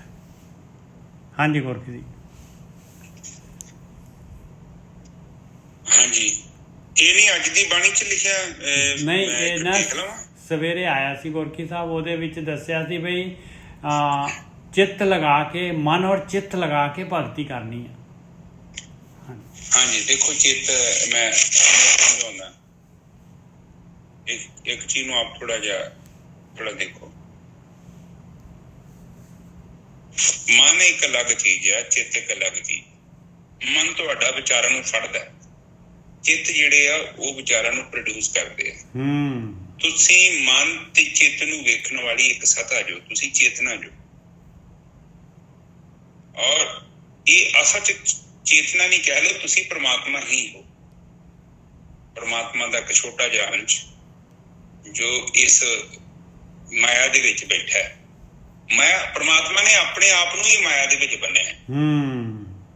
ਅੰਦਰ ਵੀ ਉਹ ਆ, ਬਾਹਰ ਵੀ ਉਹ ਹੈ। ਕੱਲ ਵੀ ਇਹ ਬਾਣੀ ਚ ਆਇਆ ਵਾ ਕਿ ਦੇਖੋ ਉਹ ਹੈ ਪ੍ਰਮਾਤਮਾ ਹੀ ਹੈ, ਆਪਾਂ ਵੀ ਪ੍ਰਮਾਤਮਾ ਹਾਂ। ਉਹ ਬਾਣੀ ਚ ਆਇਆ ਸੀ ਨਾ ਕਬੀਰ ਸਾਹਿਬ ਜੀ ਦੀ ਬਾਣੀ, ਉਹ ਕਹਿੰਦੇ ਤੂੰ ਕਿੰਨਾ, ਤੇਰੀ ਉਮਰ ਕਿੰਨੀ ਕਿਆ? ਤੇ ਉਹਨਾਂ ਨੇ ਕਿਹਾ ਸੀ, ਉਹ ਕਬੀਰ ਸਾਹਿਬ ਕਹਿ ਰਹੇ ਕਿ ਇਹ ਸੂਰਜ ਚੰਦ ਤਾਰੇ ਵੀ ਨਹੀਂ ਹੈਗੇ ਸੀ ਜਦੋਂ ਦਾ ਮੈਂ, ਬਹੁਤ ਪੁਰਾਣਾ ਵਾ। ਕਬੀਰ ਸਾਹਿਬ ਨੇ ਆਪਣੀ ਬਾਣੀ ਚ ਲਿਖਿਆ ਹੈ, ਜਦੋਂ ਨਿਜਰ ਸਾਹਿਬ ਉਹ ਵਿਚਾਰ ਚੱਲੀ ਹੈ ਕਿਸੇ ਦੇ ਨਾਲ ਇਹਨਾਂ ਦੀ। ਬਿਲਕੁਲ ਬਿਲਕੁਲ ਆਉਂਦਾ ਹੈ। ਹਾਂ, ਮੈਂ ਬਹੁਤ ਪੁਰਾਣਾ, ਬਹੁਤ ਪੁਰਾਣਾ। ਸੋ ਇੱਥੇ ਇੱਕ ਚੀਜ਼ ਨੂੰ ਸਮਝੋ ਕਿ ਤੁਹਾਡਾ, ਮੈਂ ਥੋੜਾ ਬਰੀਕ ਗੱਲ ਕਰਦਾ, ਤੁਸੀਂ ਕੈਚ ਕਰੋਗੇ। ਤੁਸੀਂ ਅੱਖਾਂ ਬੰਦ ਕੀਤੀਆਂ, ਜਦੋਂ ਤੁਸੀਂ ਨਿਰਵਿਚਾਰ ਹੋ ਗਏ, ਇਹਦਾ ਮਤਲਬ ਮਨ ਚਿੱਤ ਦੇ ਵਿੱਚ ਲੀਨ ਹੋ ਗਏ। ਜਦੋਂ ਚਿੱਤ ਜਿਹੜਾ ਹੈ ਉਹਦੇ ਵਿੱਚ ਵਿਚਾਰ ਪੈਦਾ ਹੋ ਗਿਆ, ਸਾਰੇ ਵਿਚਾਰਾਂ ਨੂੰ ਤੁਸੀਂ ਨਹੀਂ ਫੜਦੇ, ਤੁਸੀਂ ਕੇਵਲ ਕੁਝ ਵਿਚਾਰਾਂ ਨੂੰ ਤੁਸੀਂ ਫੜਦੇ ਜੋ ਜਿਹੜੇ ਵਿਚਾਰਾਂ ਦੇ ਵਿੱਚ ਤੁਹਾਡਾ ਇੰਟਰਸਟ ਹੈ। ਦੂਜੇ ਦੇ ਆ ਰਹੇ ਜਾ ਰਹੇ ਨਜ਼ਰ ਸਾਹਿਬ, ਬਿਲਕੁਲ ਉਹ ਨਹੀਂ ਫੜਦੇ। ਹੁਣ ਇਹ ਜਦੋਂ ਤੁਸੀਂ ਵਿਚਾਰ ਨੂੰ ਮਨ ਫੜਦਾ ਨਾ, ਤੇ ਮਨ ਨੂੰ ਚਾਹੀਦੀ ਹੈ ਸੁਰਤੀ। ਸੁਰਤੀ ਜਿਹੜੀ ਹੈ ਆਤਮਾ ਦੀ ਸ਼ਕਤੀ ਹੈ। ਹੁਣ ਉਹ ਜਦੋਂ ਮਨ ਜਦੋਂ ਨੂੰ ਚੰਬੜ ਜਾਂਦਾ ਹੈ, ਕਿਸੇ ਵੀ ਚੀਜ਼ ਨੂੰ ਤੁਸੀਂ ਦੇਖੋ ਸੁਰਤੀ ਦੀ ਸਪੋਰਟ ਲੈਂਦਾ ਹੈ। ਤੁਸੀਂ, ਤੁਹਾਡਾ ਜਿਹੜਾ ਧਿਆਨ ਹੈ, ਧਿਆਨ ਨੂੰ ਸੁਰਤੀ ਕਹਿ ਦਿੰਦੇ ਆਪਾਂ, ਠੀਕ ਹੈ।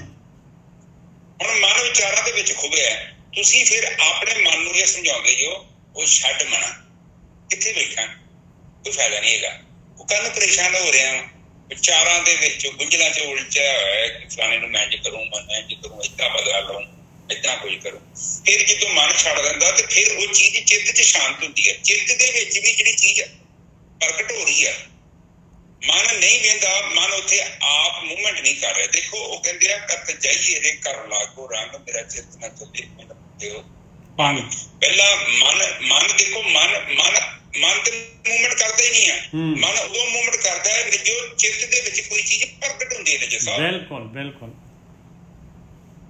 ਹੁਣ ਧੂੰਆਂ ਤੁਸੀਂ ਕਿੱਥੋਂ ਵੇਖ ਲੋਗੇ? ਧੂੰਆਂ ਪਹਿਲੇ ਚੁੱਲ੍ਹੇ 'ਚ ਅੱਗ ਲੱਗੂਗੀ, ਉਹ ਉੱਪਰ ਆਉਂਦੀ ਹੈ ਤਾਂ ਧੂਏ ਦੇ ਰੂਪ 'ਚ ਆਪਾਂ ਵੇਖਦੇ ਹਾਂ। ਇਸੇ ਤਰ੍ਹਾਂ ਤੁਹਾਡਾ ਮਨ ਹੈ, ਇਹ ਚਿੱਤ ਦੇ ਵਿੱਚ ਚੀਜ਼ ਨੂੰ ਉਦੋਂ ਹੀ ਦੇਖ ਸਕਦਾ ਹੈ ਜਦੋਂ ਚੀਜ਼ ਨਜ਼ਰ ਸਾਹਿਬ ਵਿਚਾਰ ਦੇ ਰੂਪ 'ਚ ਪ੍ਰਗਟ ਹੋ ਗਈ ਹੈ। ਅਦਰਵਾਈਜ਼ ਮਨ ਲੂਲਾ ਲੰਗੜਾ ਬੈਠਾ ਹੈ, ਉਹ ਕੁਛ ਨਹੀਂ ਕਰ ਸਕਦਾ। ਹੁਣ ਚਿੱਤ 'ਚ ਕੋਈ ਚੀਜ਼ ਪੈਦਾ ਹੋ ਗਈ ਹੈ, ਉਹ ਚੀਜ਼ ਸਿੱਧੀ ਮਨ ਦੇ ਵਿੱਚ ਆ ਕੇ ਵੱਜੀ ਹੈ। ਮਨ ਨੂੰ ਇੱਕ ਬੁੱਧੀ ਹੈ, ਮਨ ਦੇ ਕੋਲ ਇੱਕ ਕੁਬੁੱਧੀ ਹੈ। ਹੁਣ ਗਿਆਨ ਜਿਹੜਾ ਉਹ ਬੁੱਧੀ ਦੇ ਕੋਲ ਹੈ, ਅਗਿਆਨ ਜਿਹੜਾ ਵਾ ਅਵਿਦਿਆ ਹੈ, ਉਹ ਕੁਬੁੱਧੀ ਦੇ ਕੋਲ ਹੈ। ਹੁਣ ਅਗਿਆਨ ਦਾ ਮਤਲਬ ਇਹ ਆ ਕਿ ਜੋ ਚੀਜ਼ ਹੈ ਉਹਦਾ ਰੂਪ ਨਹੀਂ ਪਛਾਣ ਸਕਦਾ, ਕਿਉਂਕਿ ਉਹਦੇ ਅੰਦਰ ਕਾਮ, ਕ੍ਰੋਧ, ਲੋਭ, ਮੋਹ, ਹੰਕਾਰ ਹੈ। ਜਿੱਦਾਂ ਦੇ ਫਿਲਟਰ ਲੱਗੇ ਨੇ। ਹੁਣ ਜਾਲੀਆਂ ਲੱਗੀਆਂ, ਹੁਣ ਉਹਨਾਂ ਜਾਲੀਆਂ ਦੇ ਰਾਹੀਂ ਜਦੋਂ ਤੁਸੀਂ ਵੇਖਣ ਦੀ ਕੋਸ਼ਿਸ਼ ਕਰੋਗੇ ਨਾ ਨੇਜਰ ਸਾਹਿਬ, ਤੇ ਤੁਹਾਨੂੰ ਨੈਚੁਰਲੀ ਕੋਈ ਨਾ ਕੋਈ ਉਹ 'ਚ ਭੋਗ ਨਜ਼ਰ ਆਉਣਾ। ਬਿਲਕੁਲ। ਤੇ ਜਦੋਂ ਹੁਣ ਗਿਆਨ ਹੈ, ਗਿਆਨ ਦਾ ਮਤਲਬ ਇਹ ਆ ਕਿ ਓਰੀਜਨਲ ਹੈ, ਤੇ ਜਿਹੜਾ ਵੇਖਣ ਵਾਲਾ ਵਾ ਉਹਦੇ ਪੱਲੇ ਵੀ ਇੰਨਾ ਗਿਆਨ ਹੈ, ਉਹ ਜਿੱਦਾਂ ਫਿਲਟਰੇਸ਼ਨ ਕਰਨ ਦੀ ਚ ਪਾਵਰ ਹੈ, ਉਹ ਫਿਲਟਰ ਕਰ ਸਕਦਾ ਹੈ, ਨਕਲੀ ਚੋਂ ਅਸਲੀ ਨੂੰ ਕੱਢ ਸਕਦਾ ਹੈ। ਜਿੱਦਾਂ ਵੇਖੋ ਹੰਸ ਕੀ ਕਰਦਾ ਹੈ, ਦੁੱਧ ਜ਼ਰੂਰ ਪੀਂਦਾ ਹੈ, ਪਰ ਉਹ ਕੰਮ ਦੀ ਚੀਜ਼ ਕੱਢ ਲੈਂਦਾ, ਜਿਹੜੀ ਚੀਜ਼ ਨਹੀਂ ਕੰਮ ਦੀ ਉਹਨੂੰ ਸਾਈਡ ਤੇ ਕਰ ਦਿੰਦਾ। ਫਿਰ ਬਾਣੀ ਕਹਿੰਦੀ ਕਾਗੋ ਹੰਸ ਕਰੇ ਮੇਰਾ ਖੋਬੇ ਦੀ, ਹੰਸ ਬਣ ਜੋ, ਇਹਨੂੰ ਪਤਾ ਲੱਗ ਜੇ ਕਿ ਸੁੱਚੇ ਮੋਤੀ ਕਿਹੜੇ ਆ ਤੇ ਨਕਲੀ ਮੋਤੀ ਕਿਹੜੇ ਆ। ਜਿਹੜਾ ਕਾਂ ਵਾ ਨਜ਼ਰ ਸਾਹਿਬ, ਉਹਨੂੰ ਥੋੜੀ ਗਿਆਨ ਹੈਗਾ, ਨਾ। ਇਸੇ ਤਰ੍ਹਾਂ ਆਪਾਂ ਹੰਸ ਬਣਨਾ। ਹੰਸ ਦਾ ਮਤਲਬ ਜਿਹਦੇ ਕੋਲ ਵਿਵੇਕ ਬੁੱਧੀ ਹੈ, ਔਰ ਵਿਵੇਕ ਬੁੱਧੀ ਹੈ ਉਹ ਫਿਲਟਰ ਕਰ ਦਿੰਦੀ ਹੈ, ਬੁਰਾਈ ਨੂੰ ਅਲੱਗ ਕਰ ਦਿੰਦੀ, ਚੰਗਾਈ ਨੂੰ ਅਲੱਗ ਕਰ ਦਿੰਦੀ। ਕਿੱਦਾਂ ਪਤਾ ਲੱਗੇਗਾ? ਉਹ ਸੰਸਕਾਰ ਦੇ ਪਿੱਛੇ ਉਹਦਾ ਰੂਪ ਜੋ ਹੈ ਉਹਨੂੰ ਪ੍ਰਗਟ ਕਰ ਦਿੰਦੀ ਹੈ। ਉਹਨੂੰ ਪਤਾ ਹੈ ਕਿ ਆਹ ਤੇ ਭੋਗ ਹੈਗਾ, ਇਹਨੂੰ ਮੈਂ ਭੋਗਾਂਗਾ, ਇਹਦਾ ਰਿਜ਼ਲਟ ਜਿਹੜਾ ਹੈ ਉਹ ਮੈਨੂੰ ਫਲ ਦੇ ਰੂਪ ਚ ਮਿਲੇ। ਅੱਜ ਦੇ ਵਿਚਾਰ ਇੱਥੇ ਸਮਾਪਤ ਨੇ ਸਰ। ਬਹੁਤ ਵਧੀਆ ਗੋਲਕੀ ਸਾਹਿਬ, ਬਹੁਤ ਵਧੀਆ ਵੀਰ ਜੀ, ਉਹ ਬਹੁਤ ਬਹੁਤ ਧੰਨਵਾਦ। ਇਹ ਵੀਰ ਜੀ ਜਿਹੜਾ ਚਿੱਤ ਹੈਗਾ ਜੀ, ਇਹ ਬਿਲਕੁਲ ਮਤਲਬ ਸੂਖਮ ਹੈ ਜੀ। ਇਹ ਆਤਮਾ ਤੇ ਚਿੱਤ ਸੂਖਮ ਆ। ਜਿਹੜੇ ਸੁਰਤ ਮਤ ਮਨ ਬੁੱਧ ਆ, ਉਹ ਮਤਲਬ ਦੋਨੇ ਰੂਪਾਂ ਵਿੱਚ ਹੀ ਆਉਂਦੀ ਹੈ ਜੀ। ਅਣਘੜਤ ਵੀ ਤੇ ਘੜੀ ਹੋਈ ਵੀ ਜੀ। ਆਓ ਜਿਹੜੀ ਬੁੱਧੀ ਹੈ ਨਾ, ਜਿਹੜੀ ਦੇਖੋ ਬੁੱਧੀ ਤੇ ਮੋਸਟਲੀ ਤੁਹਾਨੂੰ ਇਹ ਸੰਸਾਰ ਤੇ ਗਿਆਨ ਮਿਲਦਾ। ਜਿਹੜੀ ਆਮ ਸਧਾਰਨ ਬੁੱਧੀ ਹੈ ਤੁਹਾਨੂੰ ਸੰਸਾਰ ਚ ਮਿਲਣੀ ਹੈ। ਜਿਹੜਾ ਗਿਆਨ ਹੈ, ਗਿਆਨ ਤੁਹਾਨੂੰ ਉਦੋਂ ਮਿਲਣਾ ਹੈ ਜਦੋਂ ਤੁਹਾਡੇ ਮਨ ਦੀ, ਤੁਹਾਡੇ ਚਿੱਤ ਦੀ ਥੋੜੀ ਸਫਾਈ ਹੋਈ। ਉਹ ਉਹਨਾਂ ਚਿਰ ਗਿਆਨ ਨਹੀਂ ਪ੍ਰਾਪਤ ਹੋਣਾ। ਬਾਣੀ ਵੀ ਤੇ ਡਿਮਾਂਡ ਕਰਦੀ ਤੀਜੇ ਬੁੱਧ ਵਿਵੇਕਨ, ਵਿਵੇਕ ਬੁੱਧੀ ਦੋ, ਕਿਉਂਕਿ ਹੰਸ ਵਰਗੀ ਬੁੱਧੀ ਹੈ। ਅਸਰ ਹੰਸ ਕੋ ਕੋਈ ਟੈਕਨੀਕ ਹੈ, ਤਾਂ ਹੀ ਤੇ ਉਹ ਦੁੱਧ ਚੋਂ ਪਾਣੀ ਲੱਗ ਕਰ ਰਿਹਾ ਨਾ ਨਿਜਰ ਸਾਹਿਬ। ਬਿਲਕੁਲ।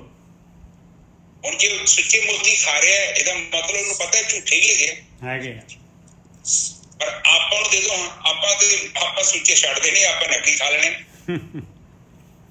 ਹੁਣ ਮੈਂ ਤੁਹਾਨੂੰ ਪੱਥਰ ਦੇ ਦਿੰਦਾ ਲਿਆ ਕੇ ਇੱਥੋਂ, ਚਾਹੋ ਸਾਨੂੰ ਨਹੀਂ ਪਤਾ ਉਹ ਪੱਥਰ ਵਿੱਚ ਕਿਹੜੇ ਆ, ਵੇਖ ਨੂੰ ਸਾਰੇ ਅਸਲੀ ਲੱਗਦੇ ਆ, ਪਰ ਉਹਨਾਂ ਨੇ ਜਿਹੜਾ ਸੁਨਿਆਰਾ ਹੈ, ਜਿਹਨੂੰ ਉਹ ਜਿਹੜਾ ਜਵੈਰੀ ਹੈ, ਉਹਨੂੰ ਪਤਾ ਹੈ ਕਿਹੜਾ ਅਸਲੀ ਤੇ ਕਿਹੜਾ ਨਕਲੀ। ਬਿਲਕੁਲ। ਕਿਉਂਕਿ ਉਹ ਕੋਲ ਅੱਖ ਹੈ ਜੀ, ਉਹਨੂੰ ਵੇਖਣ ਦਾ ਪਤਾ ਹੈ।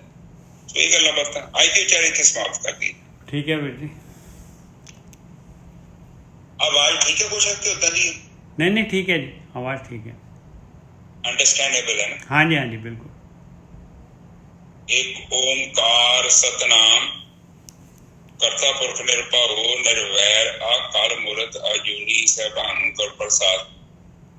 ਇਹ ਮੇਰੇ ਪਿਤਾ ਗਰੀਬ ਨਵਾਜ ਬਾਣੀ ਪੜ੍ਹਦਿਆਂ ਉਚਾਰ ਕਰਦਿਆਂ, ਬਾਣੀ ਸਰਵਣ ਕਰਦਿਆਂ ਅਨੇਕਾਂ ਪ੍ਰਕਾਰ ਦੀਆਂ ਭੁੱਲਾਂ ਅਤੇ ਗਲਤੀਆਂ ਹੋ ਗਈਆਂ।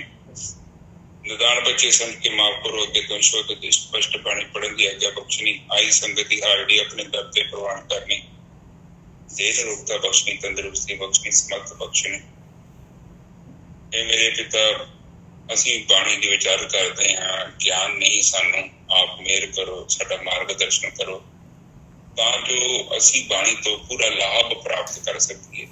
ਔਰ ਜੇਕਰ ਸਾਡੀ ਭਗਤੀ 'ਚ ਕੋਈ ਰੁਕਾਵਟ ਵੀ ਹੈ ਤੇ ਆਪ ਉਹਨੂੰ ਦੂਰ ਕਰੋ, ਸਾਨੂੰ ਗਿਆਨ ਕਰਾਓ। ਜੋ ਸਹੀ ਮਾਰਗ ਆ ਸਾਨੂੰ ਉਹ ਦੱਸੋ ਤੇ ਹੀ ਉੱਤੇ ਚੱਲੀਏ। ਵਾਹਿਗੁਰੂ ਜੀ ਕਾ ਖਾਲਸਾ, ਵਾਹਿਗੁਰੂ ਜੀ ਕੀ ਫਤਿਹ। ਵਾਹਿਗੁਰੂ।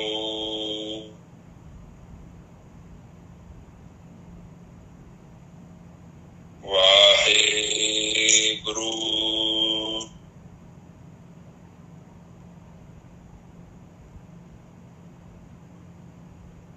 ਵਾਹਿਗੁਰੂ।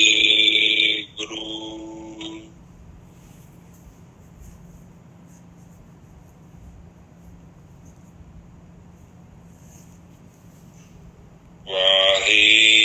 ਵਾਹਿਗੁਰੂ।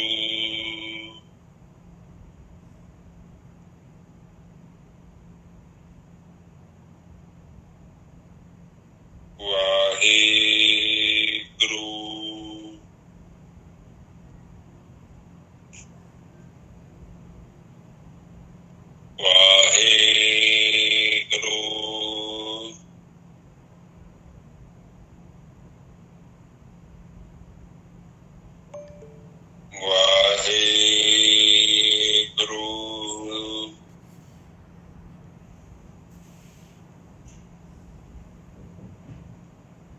ਵਾਹਿਗੁਰੂ।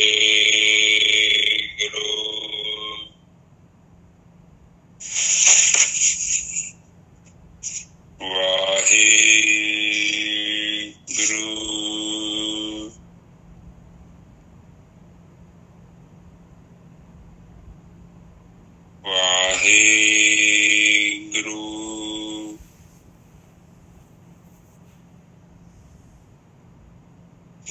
ਵਾਹਿਗੁਰੂ।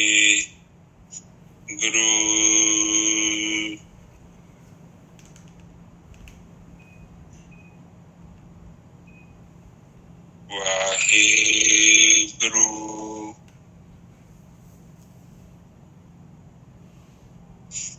ਇਹ ਮੇਰੇ ਪਿਤਾ ਵੀਰ ਵਾਹਿਗੁਰੂ।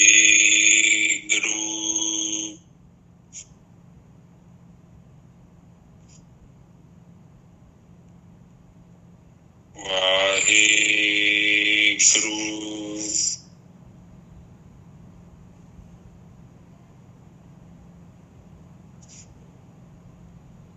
ਵਾਹਿਗੁਰੂ।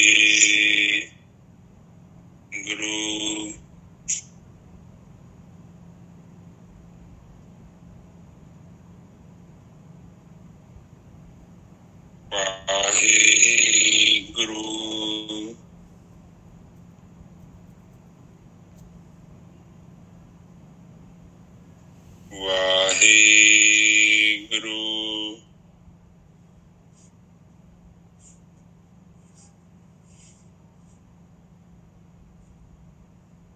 ਵਾਹਿਗੁਰੂ। ਸਾਧ ਸੰਗਤ ਜੀ ਤੁਸੀਂ ਚੁੱਪ ਹੋ ਜਾਓ।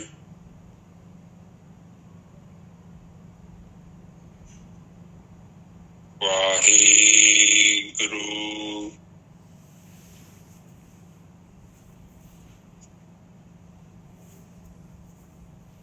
ਵਾਹਿਗੁਰੂ